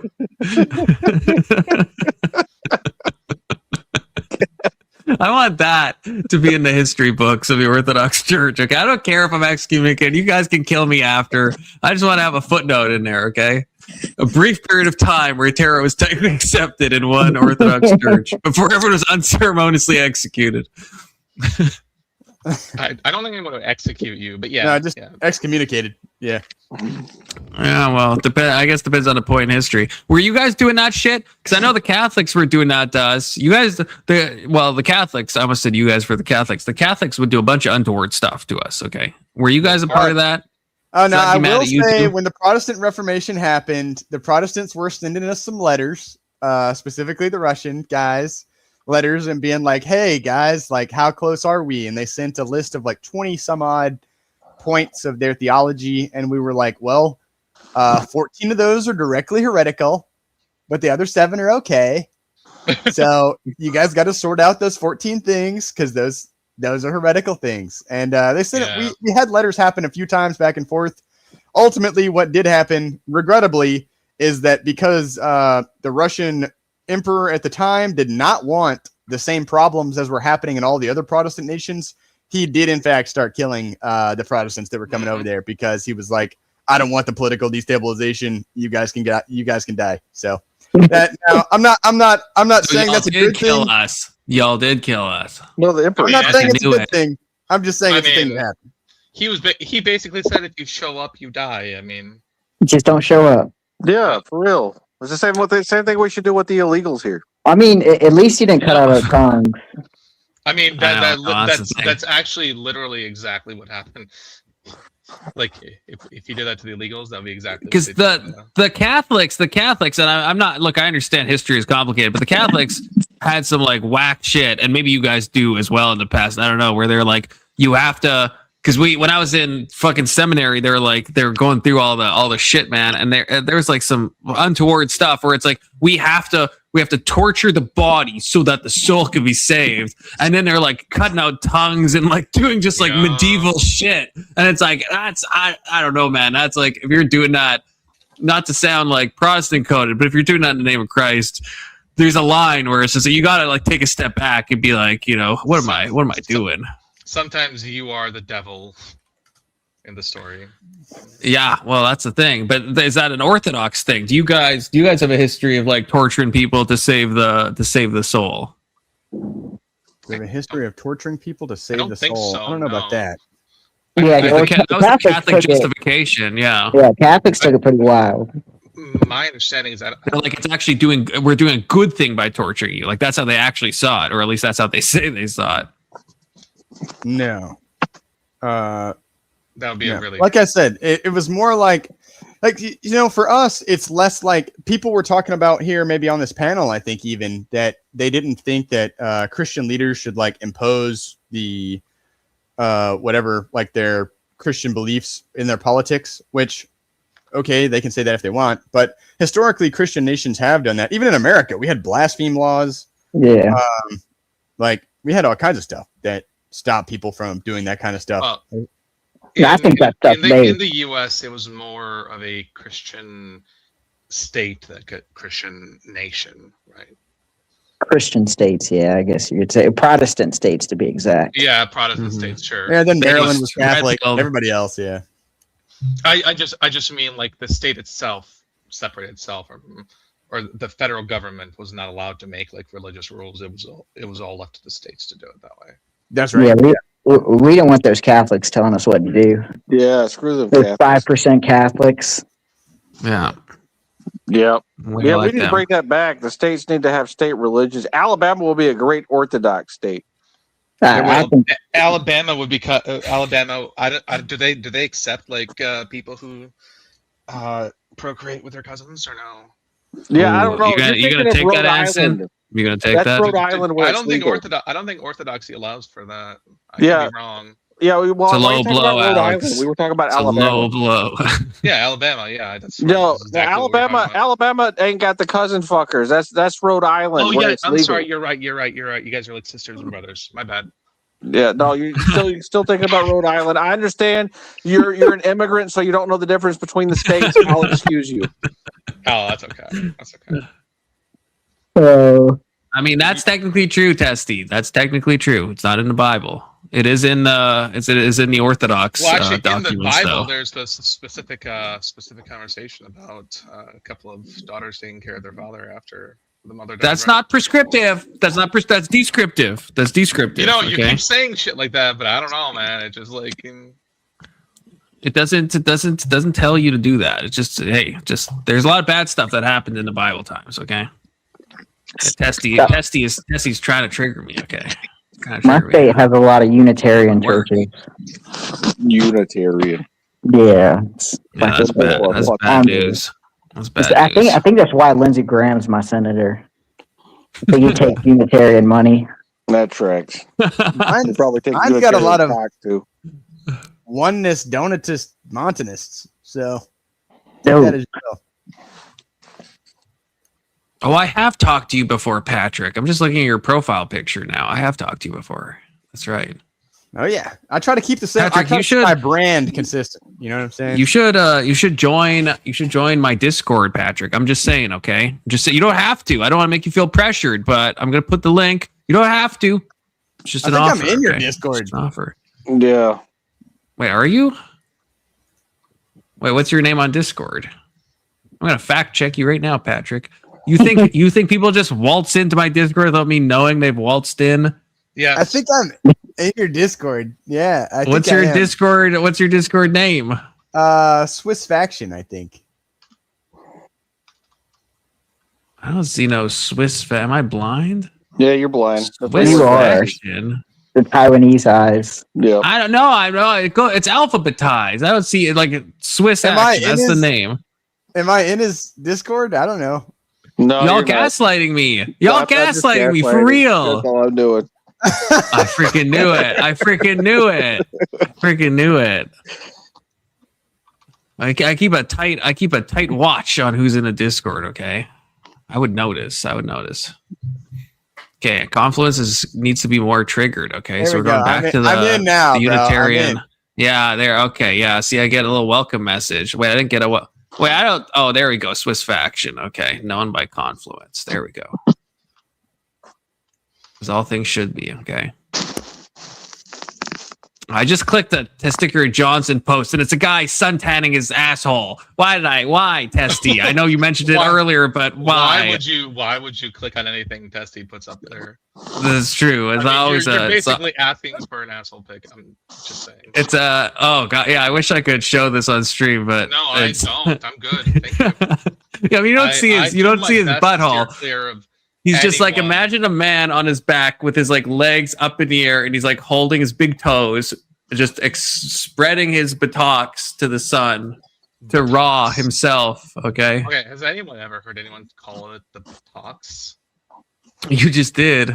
Yeah, there's no nudity, like everything, but it's like it's nudity adjacent. Okay, you don't technically. It's untoward as shit. That's what it is. It is untoward, yeah, and I think we can all visualize what's taking place. You know, I don't want to, but there's no other way to get solar energy into your freaking root chakra. That is the most efficient way, I guess. I feel like it's really so. easy to get sunburned in that location. I'll say It is. It's incredibly, it's incredibly easy. Yeah. Given how little sun it gets, normally speaking, it's absolutely not at all resistant to UV radiation. But this guy's got a smile on his face. He also has chakra tattoos up his side, which checks out. Yeah, for the moment. Yeah, he's not. We haven't. Pretty quickly once you start to clench a little bit. Okay. Yeah, that's the thing, because he's got like cactuses. I don't know why I have this full screen on my giant TV monitor right now for some reason. Jesus Christ! And he looks satisfied. He's got a feather dangling from some jewel. I mean, this guy would fit on both sides of this like Temu Jubilee thing we're watching. But there's like a cactus in the background, so he must be in a hot place. If we saw him in an hour, he would probably not have a smile on his face anymore. Let's just say that. I mean, I can only like from past experience with sunburns, like your skin gets really crinkly and kind of hard, right? I can't even imagine what that would feel like. Oh, his butthole's like probably so calloused. Think about it. Imagine just trying to poop and your skin starts cracking. Like, oh. But as Testy said, that's exactly why you need to build up a tolerance, you know? No, and then no, you can because there's no reason to. But you could though. Testy's right. You could. And your butthole would be like indestructible. So is this another one of those things that you're saying that's definitely in a gay way confluence? Hey, I'm not saying anyone should do this. I'm not recommending. Know, like, with your butthole that you need it to be indestructible. But, I'm actually just fine with how things are. It's that you want your butthole? Again. That's a weakness. If you want your butthole to be destructible, that's weakness. Okay, that you're giving your opponent a vulnerable area. You know. So that's what esoteric means. Allow my opponent anywhere near my butt. Esoteric does mean hidden, right? So I mean, and you know, most people aren't seeing my butthole. Okay, I suppose he's. It is kind of esoteric. He's getting ready for prison, maybe. That could make sense. He might be, which is prudent, I suppose, if you think about it. You must train all parts of your body, says Testy. It's admirable. True. It is admirable. Okay. Miscanonization by a couple years, and I think that if more Western denominations picked up not only Mary Magdalene but Jude, the Book of Jude. Testy, can you do me a favor? Can you find a pic of the heroin chic girl doing the same type of chakra cleansing for me, real quick? That got purposely cut because Rome was a patriarchy. So they did not want women in leadership and they did not want women outspoken. And they picked the books that basically fed that in the religion. That's what I meant by it's suppressing truth. There are many religions, again, that balance off the divine feminine and divine masculine extremely well. You're talking about the Holy Spirit. If we go back to the Gnosticism, Sophia is that Holy Spirit that you're talking about. And wisdom has always been feminine. Wisdom across a lot of religions has always been a divine feminine. And that is true. Even if we're talking about the patriarchy, even in I Proverbs. find it strange, and maybe on the Christian side, you guys can enlighten me, but I find it strange that it's the Father, the Son, and the Holy Spirit when it could be the Father. You're and the speed Mother. running that, It could Doomerang. easily be that. I just implored the why. So I did not become an atheist because someone hurt me or anything like that. I don't have church hurt. It was because when I asked those whys, I know it's people who want to control power will never answer your why. When she They'll asked say, those whys, or it's not important, or don't worry about it. And when my pastors used to say that to me, I said, well, wait a minute. I'm asking a legitimate question. This is something that you should be able to answer. You are the head of the church. Keep saying you went it to now. theology school and got all the certifications, and thousands of people are coming into your mega churches and they're praising with you and they're worshiping with you and all God, this other type of Testy. stuff. If I'm I asking did them, ask. why doesn't Jesus have a wife? Why did Save Eve for eat the later? fruit and not Adam? And how did Adam get? If Adam was the first one to come, why did Eve come from him? Isn't it weird that Christianity says women come from men, but in Egyptian, Nun is the primordial female figure, which everything is born from. And that predates Christianity again. So when I'm looking at all these things, again, I see more so a historical political play that Rome did to say, hey, listen, we're going to suppress this because it works to our benefit. And that's what I mean by modern Christian. Not every denomination does this, by the way. but a lot of Western denominations to this day suppress the feminine role. And I don't think that could be overlooked. I think we do a disservice if we overlook that. A person who said in, I think, one of the comments of one of these episodes that he had a female pastor, and someone laughed at him in the comments. Like, how could you have a female pastor? Like, what kind of new age thing is this? And that's what I mean.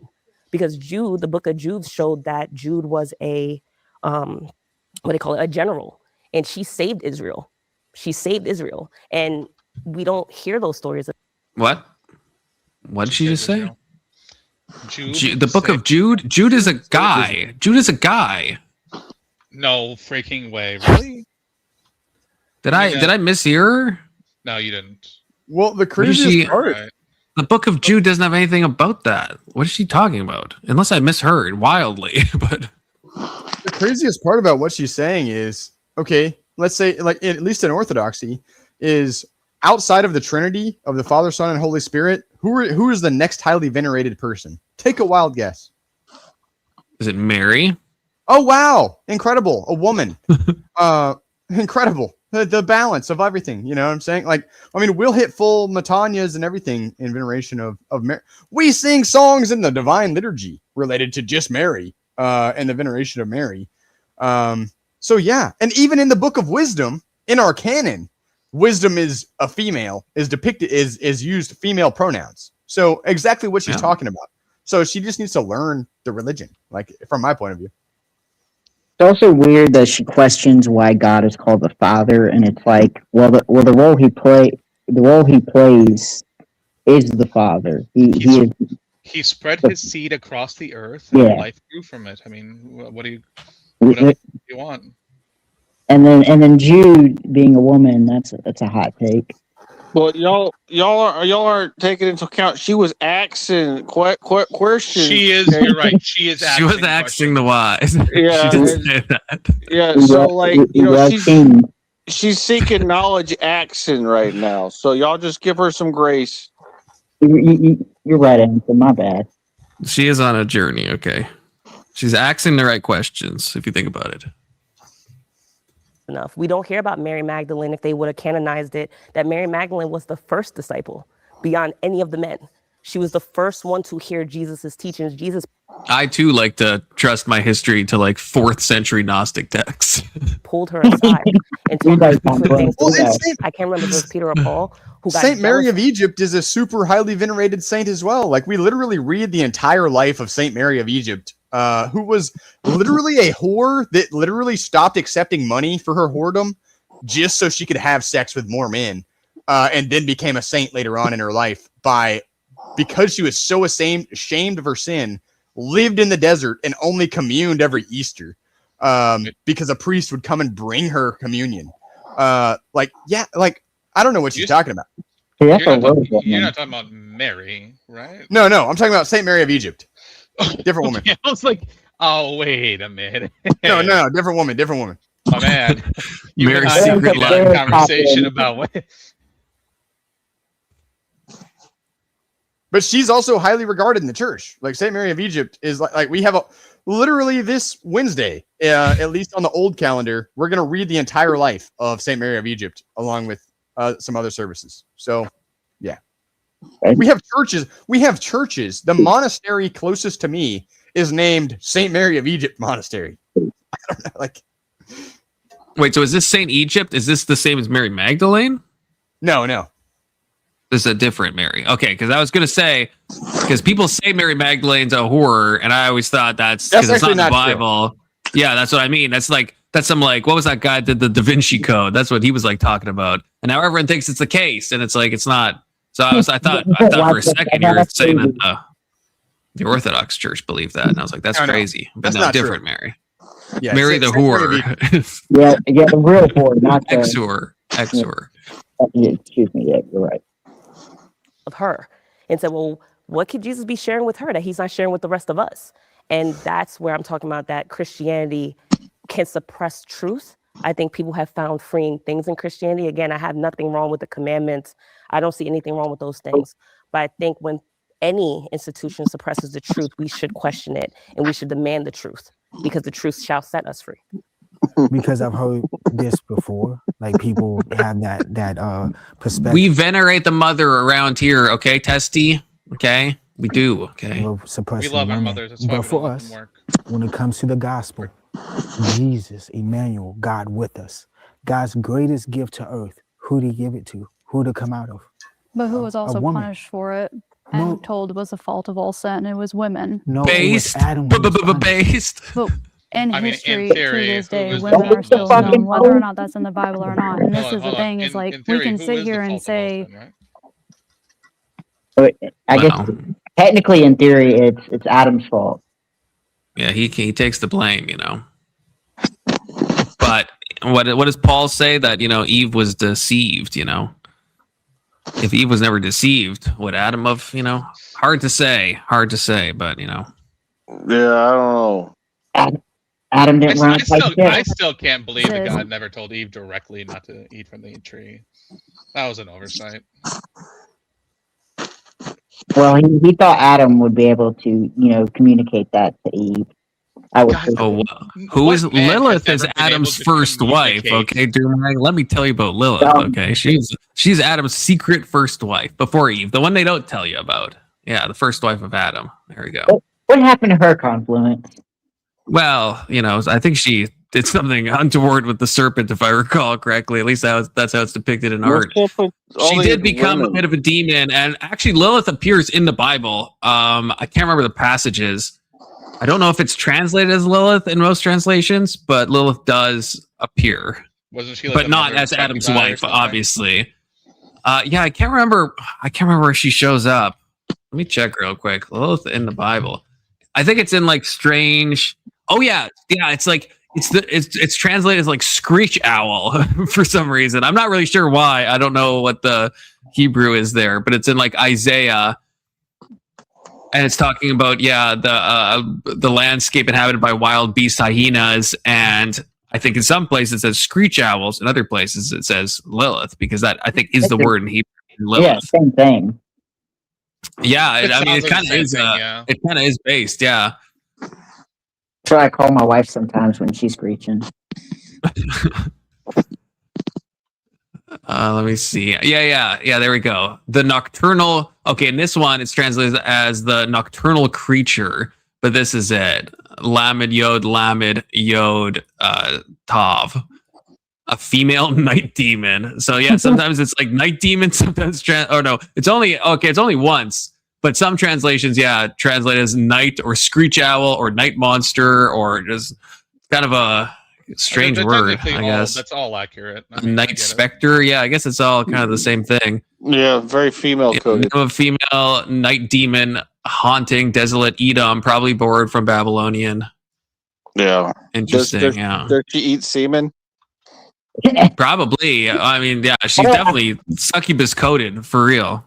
I don't want to add my dirty Protestant interpretations to it, but I would say yeah. I think she does, yeah. Someone had to be good at it, right? Yeah, I don't know. Lilith, like I said, it shows up in there and in certain like demonological texts, but I don't know. I mean, Patrick could answer, I guess, if it's in the Orthodox Church. Protestants never talk about Lilith. I don't think they think it's like a real thing or anything. They don't. Yeah, I don't know. But the Catholics and Orthodox, I have no idea if they, because there is like church documents or at least things like church adjacent, unofficial things that are like the demonology stuff. But I don't know. Patrick, do you know by any chance? I do not know. No, I don't know. I don't know where she stands or anything in the Orthodox Church. But I do know she's not officially really don't Adam's think the first wife, unless you're talking about like weird I don't think Kabbalah the shit. Orthodoxy accepts Lilith either. No, because I know that in Father Seraphim Rose's writings, as far as creation and early man, like we don't accept anything as far as like her being around with Adam and Eve and like doing things, because that writing explains a lot of like really kind of, I'm going to use your word again, confluence, a lot of esoteric things, which is like, well, if Adam and Eve were given the command to be fruitful and multiply prior to leaving the garden, why were they not multiplying prior to sinning and stuff like that? It gives a lot of answers to questions like that, but it doesn't say anything about Lilith. So, Yeah, Doomrank says, when I hear Lilith, I only think Diablo 4. I think they were kicked out really quick. That's my thought. So they didn't even have time to, to do that. He couldn't survive like 2 days. I mean, no, So I think bro ate the apple or the fruit really quick. What's your name again? Middle guy. Lex. That's you, Alex. Alex. So from that book, if you read Father Seraphim Rose's book, Creation and Early Man, the reason they were not procreating during that time was that man was not supposed to procreate in the carnal way that animals do. So we procreate like animals do now, because we did not come to completion basically in our catechesis with our Lord. Catechesis is like our learning of the faith and learning to be like him. And so we would not procreate in a carnal way like the animals. If we had completed that catechesis, we would procreate in a more spiritual way with our husband and wives, in a way that did not require, say, for example, like, birth? Physical sex and stuff like this. Like a spiritual, like a spiritual sex, or like what's kind of, or does it not specify? It doesn't necessarily give me specifics, but do we just break ribs out of each one of us and there we go? It doesn't give me specifics, brother, but we wouldn't do it in the carnal way. Was it still procreative, or does it specify that? If we're not doing it the carnal way, then what are we doing? Like, are we like in vitro fertilization? I'm like, no, it's like a soul bond thing. Like and then a kid just spawns out of the fucking that sounds like I'm making fun of it, but I'm not. I actually think that. My question legit. If you're gonna blaspheme my stuff, I'm not gonna say it anymore. But I'm just saying what I'm not. I'm not. Yeah, stop blaspheming, Confluent. I say soul bond. I mean, like in a real. I don't mean that in a joking way. Yeah, it's my job to blaspheme. Calm down, Confluent. I think he's saying like the closest word we could use to it would be something like a soul bond, where your souls merge in a way to create something new, right? Yeah. Kind of like cleaving onto flesh, but it's cleaving onto soul. Yeah, you're cleaving unto each other and creating a new being by God's divine command in a non-carnal way, in a completely dispassionate way, where there could not even, if you wanted to be, sin involved. Like, because you can be sinful in the way that you have sex now. You could not be sinful in the way that you have sex in this context. That sounds like absolute garbage. Who wants to do it that way? Well, that's your sin nature talking. Silly, Alex. I would soul bond with like if, let's say, this like person on the screen right now was like actually like not crazy, I'd soul bond with her. Okay. Yeah, that's what I'm saying. You're completely you're bonded. You are cleaved to each other's flesh in a way that is much more than the carnal way than we are now. And so I think that you become one another. I think there's a fullness in it that is a lot different than the way that we understand it currently.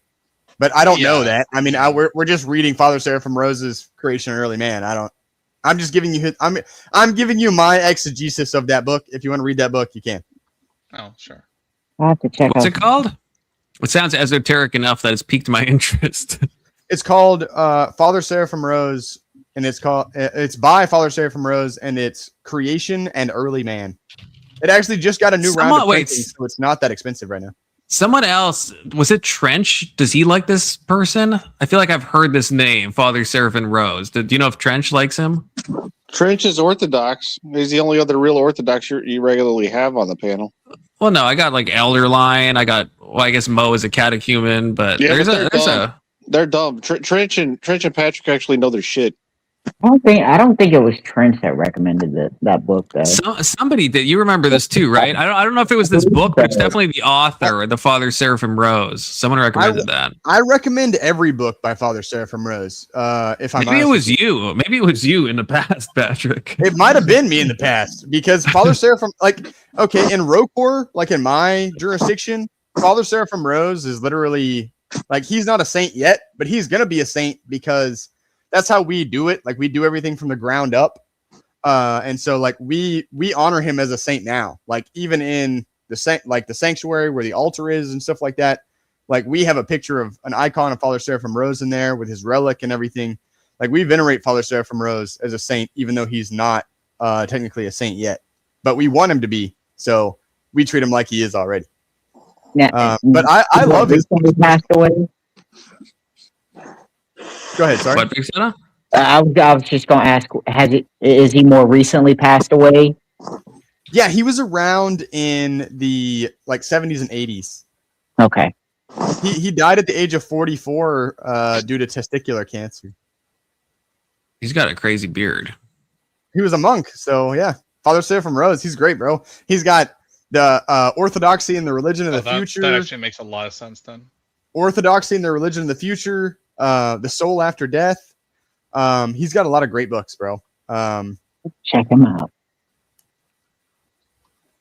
So if you're curious about what the Orthodox believe about the soul after death, or if you're curious about what the future holds for religion and stuff like that, orthodoxy in the religion of the future for that. If you want to know what we believe about the soul after death, Orthodox, the Soul After Death by Father Seraphim Rose. I mean, great books. Oh yeah, it says on the wiki, a few raised controversy. The most notable one was the Soul After Death, which describes certain aerial toll houses. What does that mean? Okay, I've heard that. I've heard. You want to know about the toll houses? Fun. Yeah, the I want to toll go to one of these houses are places. fun. Go ahead and read about the toll houses if you want. That following a person's death, the soul leaves the body and is escorted to God by angels. The soul passes through an aerial realm. Don't threaten me with a good time. Yeah, this is some esoteric stuff. Damn, yeah. This is like for projection. Holy shit. I've heard Jedi kind of do his best to explain this to me, and it's pretty wild. I like this guy already, man. Yeah, it would definitely be something you would like, Confluence. If you want to learn, because I know you like esoteric stuff, so you should definitely read that. Because even other Orthodox people, like in the Greek Orthodox Church, we don't really. Those guys are, they're doing their thing with the Ukrainian schismatic guys. So we kind of diss on those guys, and that's what I'm doing right now is dissing on those guys. They say bad stuff about Father Seraphim Rose. They say, oh, he's saying neo-Gnostic stuff, blah, blah, blah. But Father Seraphim Rose is actually just giving the patristic teaching on toll houses and these kind of things. So you should read that book. I think you'd really like it. Yeah. Well, I'm okay. Looks fascinating. But and why do we have the issue is it's all in because the Bible says oh, why do we have kids? Yeah. Beards. Oh, beards. Yeah, it tells in the Old Testament, it tells us to have beards. That's gay. No, that's base. Big Soda. What about Big Soda's prior Hitler stash that he had? Does that count? I mean, yeah, Hitler had a beard. I feel like the Bible is wrong on this. No, he didn't have a beard. God was missing a step here. Hitler had like 1/100th of a beard, right? In fact, I heard that's why he invaded Poland. Yeah, if he had a beard, he wouldn't have done that. Wait, Christianity domain of religion, and that is the main issue. Is that there are hundreds of you who are saying that that's not what Christianity is. But when you look at, like we said, these mega churches and these churches and the places that you go to discover God, to discover this religion, they are still the ones suppressing. They are still the ones harming. So no matter how much you guys say this stuff, it's amazing and it's great. But when the foundation of where you are to go to pour down your walls and repent your sins and to meet God and fall in love with God are the places that are harming, not allowing people in. I mean, you look at the churches across the Didn't she have an accent before? Am I crazy? I feel like she had like a strong, like Southern accent. Now I don't hear it. Yeah, is she code switching or I don't know, man. I swear she had like a strong, I don't know what accent, but who are supposed to love women and love children, they're denying them formula because they can't afford to feed them. Like they can't these women can't feed their children, so they're going to the church, is asking for help, and the church is turning them away. That's not God. That's not Christ. That's not anything that the Bible would want to do. But there are still not enough Christians who say that they disagree with that coming out and actually being vocal about it. It is a small group of men who want absolute control over women in this world, and it goes even further with suppression of Christianity. We are one nation under God in America, but we have religious freedom. But it's not freedom because we still worship under the name of God. When we say the Constitution, when we're sworn into office, it goes back to the control of how much control can we have over women's bodies, you how much picked the control worst can we have over one. the population, I'm gonna get her on the how much panel. control, how much fear, how If much her of this. name is on that Keep video, keep going, I'm repent gonna your freaking sins. get her So on the we have panel. more information on you to instill more of this fear and this suppression against you. But going back to the whole idea of like, when you look at these mega churches, when you look at churches in general, because there are far more worse churches, like we have all just talked about and agreed on, than there are good ones. Oh That is the shit! issue that we need to No be tackling spoilers. together Alan to Watts find mentioned. that peace back for Damn. Christianity. And as Christians, like, I feel like this is something that you should really, really feel strongly empowered to do, because that's what Jesus would have wanted you to do.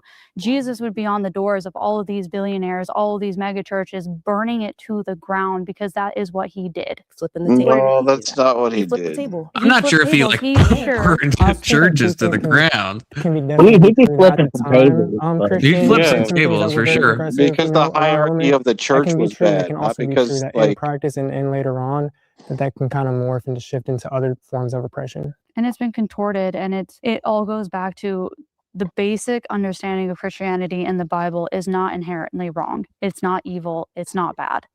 But what it has developed into across centuries of history, even if you look at westernized Christianity versus like Eastern We need Christianity, to like get for women on example one in of these India, panels. like they have Hinduism, they have I get who? Islam. We need to get Emmett on one of these panels. Emmett was oh you mean on this? Yeah, on one the of True those. Belief show. that's a bad idea. Crack Just- out. That'd be chaos. That'd be absolute chaos. He would. And they he have would crash Christianity out as in their like main half a three second. faiths. The Christian beliefs of my friends who live in Yeah, India, that's who different. are Christian, are completely differently based than what Western Christianity is. And it's Western Christianity that has become like a plague and has brought this disease of Okay, calm down, suppression heroin and don't ask chic. questions, and you A are disease. utterly I wrong feel like and pagans lost are in a getting too world much talking without down. our one true I God know, that they're is harmful filibustering. to so many people Fucking who word don't salad is what they're necessarily doing. believe and support that. And just because you don't believe in supporting God does not mean your soul is lost. It doesn't mean that you're not worth anything. It doesn't mean that you can't find a form of salvation within yourself. It just means that the teachings in the scripture that were taught are so conflicting with what the church is teaching. It's too hypocritical. And I think that's where a lot of people fall off of the Christian wagon is there is too many different belief systems within one main religion that it's hard to follow accurately and with 100% assurance that you have that independent freedom and you're not going to be suppressed somewhere along the line. Also, like, I do really firmly believe that the church can be extremely manipulative. And when you have people who are at their very lowest in their lives, who are on their knees begging for Christ to come in, that is the easiest point to get into their heads and start manipulating and kind of turning them against themselves. And you have to repent your sins, but Jesus died on the cross for my sins. So why am I a sinner? That like still to me just does not make sense on it's just the control of making. I've said this before, Testy, but the church that I currently go to does have a Starbucks. But it's not like it's they serve Starbucks coffee. The proceeds go to the church, but there is in fact Starbucks inside the church. Other than that, it's Make goated sure though. that you know, no Other than matter that, it's how hard goated. you try in this life, And you get to drink God, frappuccinos during and you're service. constantly I going mean, to be chasing who doesn't after want to do something that? that possibly isn't going to give Jesus you don't the come flip outcome your that you were table. expecting.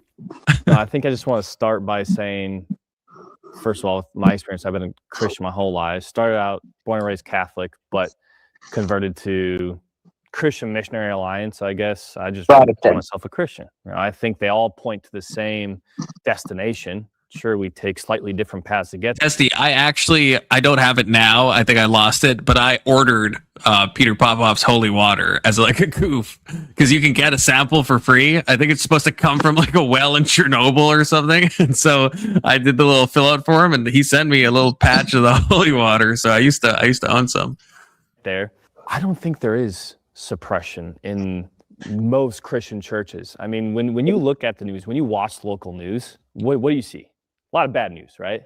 And so the news that make headlines in the Christian church are going to be, by default, maybe bad instances where a leader of the church abused his or her power or didn't act in a Christian way, and it really scarred people that attended those churches, rightfully, because they looked up to that person that was preaching to them every Sunday. Oh, Alan Watts was mentioned in the Rose Seraphim page. My heart also breaks for people like you, where you wanted to ask a question because curiosity. He was a student of Alan Watts. The answer that you were looking for that gave you. Wait, Rose Seraphim was, or Seraphim Rose was? Yes, sir. Father Seraphim Rose was. Yes, sir. Oh, that's based. That's based. That's crazy. Prior to becoming a right-believing Christian, but yes. Yeah. So Alan Watts inspired him to do the right thing, is what you're saying, is what I hear you saying.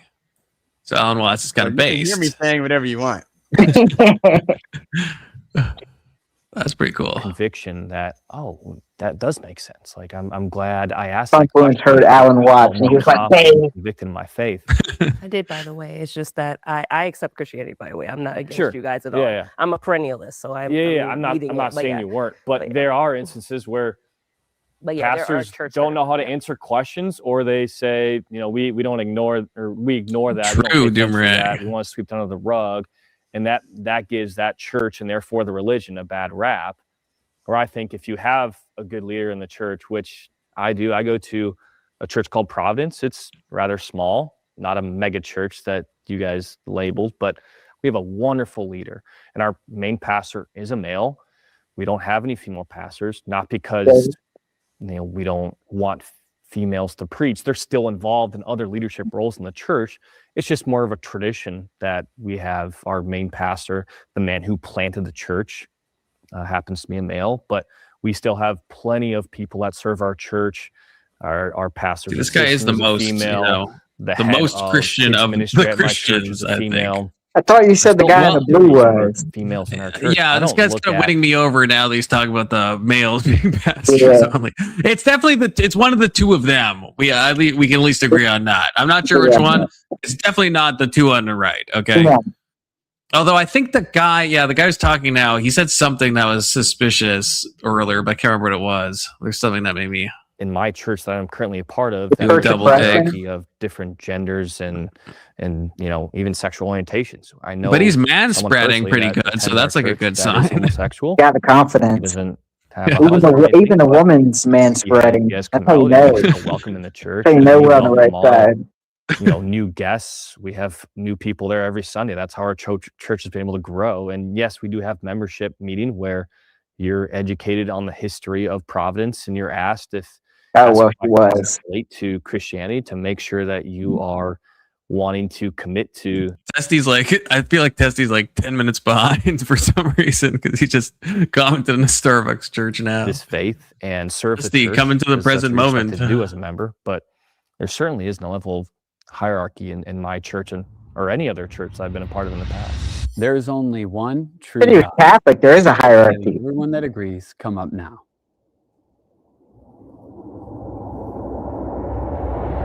The God of the universe that we know as being omnipresent, omniscient, and omnipotent, thank you. That is the God of the Bible, right? That is the God that we know as Yahweh, that sent his only son so that he could, again, die for our sins. We could experience salvation and join him in the kingdom. If you believe that there are multiple gods, that that means that you have to still decide, okay, which ones do I get my moral law from? Which one do I? Yeah, I just want to point out that Testy is definitely in the past. I think this is in reference to me saying I got that Peter Popoff water. So I don't know if Testy knows he's watching 10 minutes behind, but correction to this guy too is that I do believe that other people have other gods that can do real things. They're just demons. Like, especially if you believe in like Wicca or like some Nordic Asatru stuff. Like, you just believe in some forest demon in Scandinavia. Like, I believe that you have a real guy that can do stuff. He's just not the one true God. So yeah, I think our Bible explains that pretty well too. That there are other people who cast magic and stuff like that, and to be wary of every person who does that. Simon Magus, anyone? Come on. Yeah, because that stuff is he real. A saint? Like you just is said, he a saint? Soda. Yeah. Like you just said, Soda, that stuff is real, and a real power lies behind that. And I think that's what people don't understand is that when God created the angels, like just because they fell and became demons, they did not lose their power that they have inherently as demons. In the same way that us as humans, just because we're not acting in accord with God's will, lose any of our like inherent things we have as humans. The angels can still do like crazy stuff, even if they're fallen and become demons. And that's what they do. And then they make false religions. Like, yeah. And you got to think of how easy that is. All you have to do is just, slightly twist something and then have a group of people following it. I mean, you've seen it. There's some factions that broke off from the church that now are unrecognizable from I guess the main church itself. Absolutely, 100%. I mean, look, yeah. Anybody that, because other people have miracles or whatever and stuff that happens, that's why the Orthodox Church doesn't like say, oh yeah, miracles are what. Actually, we're super skeptical of miracles, and we're super skeptical of miraculous proofs and stuff like that because the demons can provide those things as well. Yep. No, Testy, I'm a perennialist, okay? So all gods are one God, okay? La ilaha illallah, if you think about it. Did you say a preferences? A perennialist, that's the term that Black Girl used, yeah. I just learned about it today. Worship, which one do I follow for the most part? Which one has more power? And if you have multiple gods, that just basically, it contradicts itself because you can't say give the same power to multiple gods. There's only one creator, and that is the God who is not within time. And so, yeah, I totally believe that there's one God, and it's the God that I worship. I agree. The Bible teaches, and Jesus said, yeah, what's monotheism? That's like is that multiple gods, but one true God? I was getting it mixed up. Monotheism. Yes, yeah, the worship of a single primary deity while acknowledging the existence of potential existence of other lesser deities. That's essentially what I just said, but I wouldn't say I'm a henotheist. Yeah. I would just say you're worshiping demons. But yeah. Right, you wouldn't probably call them lesser gods, I guess. Yeah. But one man's god is another man's demon, if you think about it. Loki. Yeah, no, that's true. Because like I said, just like we have inherent abilities and capabilities because we're made in the image of God as humans, they also have, as noetic beings, inherent abilities that God gave them upon creation. And so like they don't lose that just because they became fallen. They can still do those things. Yeah. Testy says, how do you know you're not worshiping the demon? How do you know? How do I know? Yeah. Or are you Big Soda? Well, I mean, just to give a simple answer, I mean, I would think that there are a couple things that lead me away from thinking that Jesus Christ would be the demon. I think Jesus Christ changing his nature and becoming not only 100% divine but 100% human would be an example of that type of creation.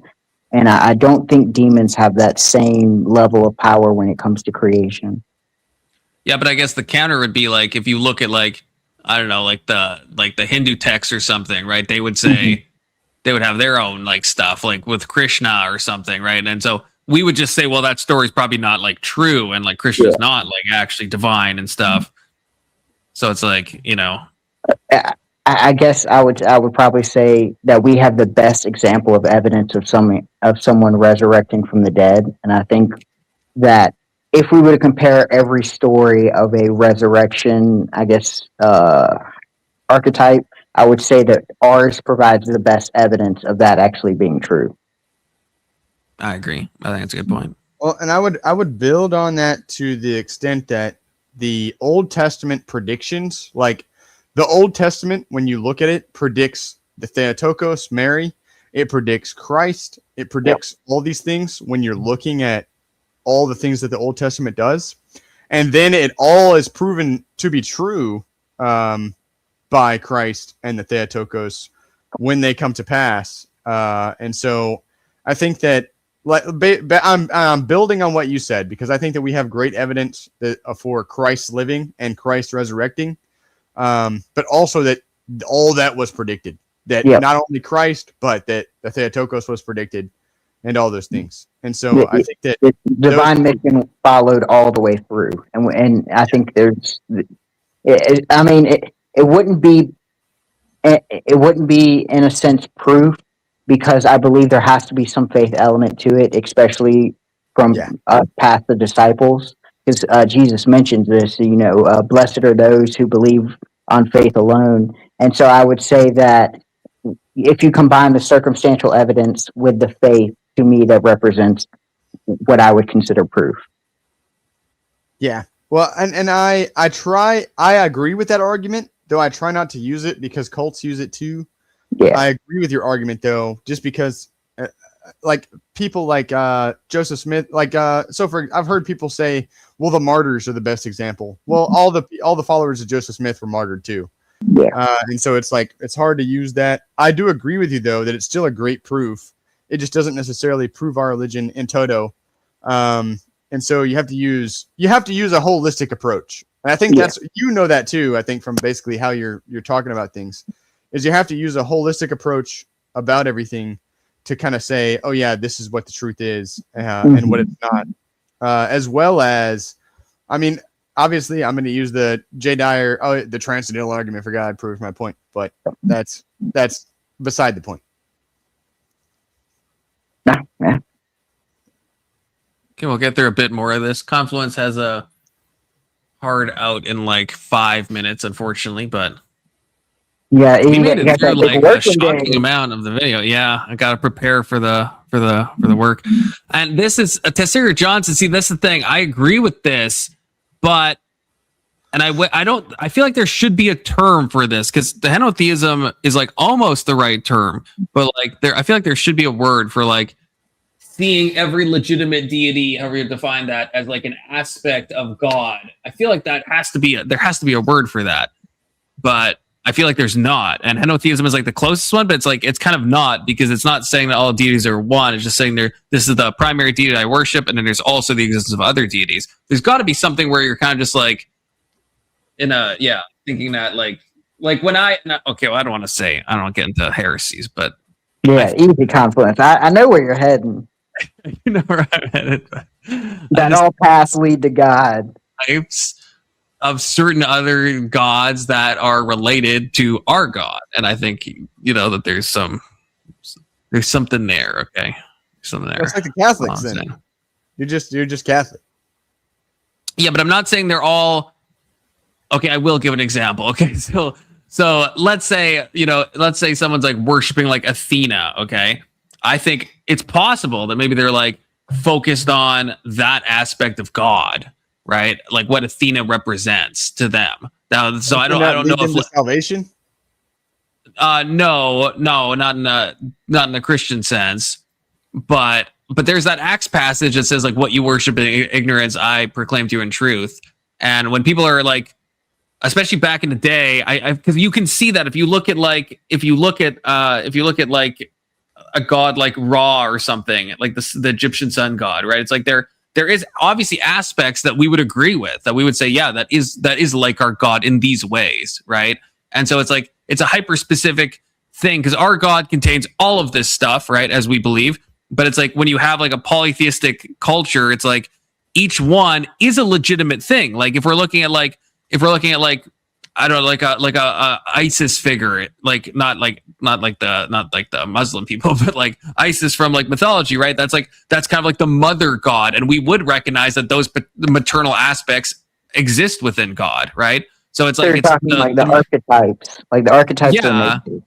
Yes, yeah. It's like there is, and it seems like if you look at like the Greek pantheon, right, a lot of them we would, if you look at each one and you just think about like what does that god represent, like a lot of that you will find that concept of God, that like specific concept of God is found in our God. It's just like it's given mythology and stories and stuff, but the pure archetype is something that we actually do worship because it is God, right? Mm-hmm. So like there is like gods that represent father figures, right? There's gods that represent a lover. There's gods that represent all these things, and all these things are like, I think, true expressions of divinity, right? I don't know how heretical that is to say. I don't think it's actually that heretical, in my opinion, right?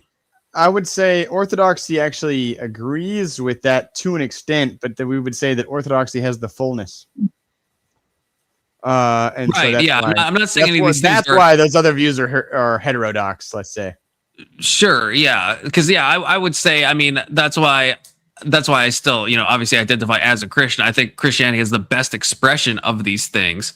But just when I'm looking at these other things, I'm like, well, I don't think they're fully, like, I think some of them are like low key, might be like demons. But if I'm looking at like back in the day, if they have a temple to Athena or a similar god or goddess, it's like I don't know if they're actually worshiping a demon. They might have just been like picking up on a true concept that is in God's character and just worshiping that to maybe the best of their ability, right? Like, because there obviously is like untouched people that didn't, that had no exposure to Christianity at a certain point in time, right? Like eventually the Greeks would have, but like not, Well, we can agree, especially once you get into the Greek mythology, like that stuff was just fucking demon coded. Like gods killing people, gods taking women upon themselves, like the trickery aspect of it. Like every time I hear stories, it seems like the heroes were.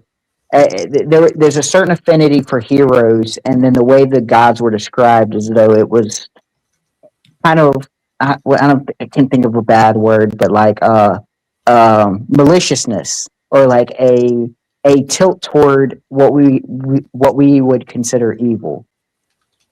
Yeah, like the nature of it, the selfishness of it, and all this. Yeah, I think but I feel like the specific stories I think are demon coded. Yeah, a lot of them, but it's also hard to like find, like there's not really authoritative like texts on what the specific stories are. Like even with like Athena, like in the Medusa thing, right? It depends on like what story you read, depending on will depend on what you think Athena did to Medusa, and if Medusa was raped or was not raped, like it depends on, because there's not like an authoritative Greek canon of like that says what happened, right? So it's like we're going from like poets and like this guy said this about this Greek goddess and this guy said this other thing, and it's kind of all like mixed up. Yeah. So I think the stories are oftentimes bad and untoward, but like the archetypes they represent, I think, are still pointing at something true. And did I say Isis was or did I say Isis was Greek? Yeah, if I did, I meant to say Egyptian. Although Isis was incorporated into the Greco-Roman stuff eventually. But yeah, I guess I'll stop there. Any final thoughts from anyone? Nah, I'm actually happy to get halfway through the video. That's big. No. And I want to actually, this has been a good video that has fostered good discussion. Okay, I don't know how good the video's been, but it's fostered good discussion. So I want to do a part 2 tomorrow and finish this. So, well, I'm sorry. I feel like I monopolized the time a little bit, and I'm sorry. Hey, no, that's great. This has been one of the better panels. No offense. We got this is a good panel, and we got through more of the video than we normally even do. So yeah, we usually spurred each other about 8 minutes into it about how we're wrong. Patrick, I'm going to be honest with you. Often we don't even start the video at all. Okay, that's probably about half the time we don't even start the video. I think I did 3 episodes on the Rachel Wilson and Steven Crowder thing, and I think we got less than 10 minutes through the 3 videos, and I think 2 of the videos we didn't start the video a single time. So and they were like 5-hour streams. So I mean, we're more on track than I've almost ever been. Okay. So. I just felt bad. I feel like I was monopolizing a lot, and I wasn't trying to. I was just getting asked a lot of questions and trying to answer them. So no, absolutely not. Yeah, no, I thought it was great. I wouldn't be asking the questions if I didn't want the answers to the questions. So yeah, I did learn a lot in this one too about orthodoxy, and then about these 4. I don't even know what to call them. Heretics, but not heterodox Christians. Heterodox Christian. Filthy Protestants, but in a filthier way than you and me, Big Soda. Okay. I still feel like this guy in the blue flannel is probably in a historical, like Protestant denomination. He's not non-denom like some of these other guys, bro. He's still in the. I think he's a Baptist. That's the vibe he's giving off to me. That's a historical Protestant denomination. Yeah. So, but, yeah. Thank you, Patrick. Thank you, Big Soda. Thank you, Alex, if you're still listening. And God bless you guys. God bless chat. We'll be back tomorrow. God bless. I was going to say 6 p.m., but it might be a little closer to 7 p.m. Okay, Central Standard Time. So, Patrick, you should be there if you want to. I mean, I'm just saying. You're in a Discord, so you will receive a notification when I go live. Okay? 7 Central, is that right? Yeah. So not 6. You because you said both. Which one? It's usually 6, but now my schedule's changed, so it probably will be 7. Yeah, it probably will be 7. Well, 7 will be easier for me to make because of work. So 7 will be better for me. Okay. Yeah, I'll try to come. Glory to God. Okay, great. And thanks for your time, Patrick. Appreciate it. Yes, sir. You have a good evening, brother. 07's the chat. Take care. God bless you all. Peace.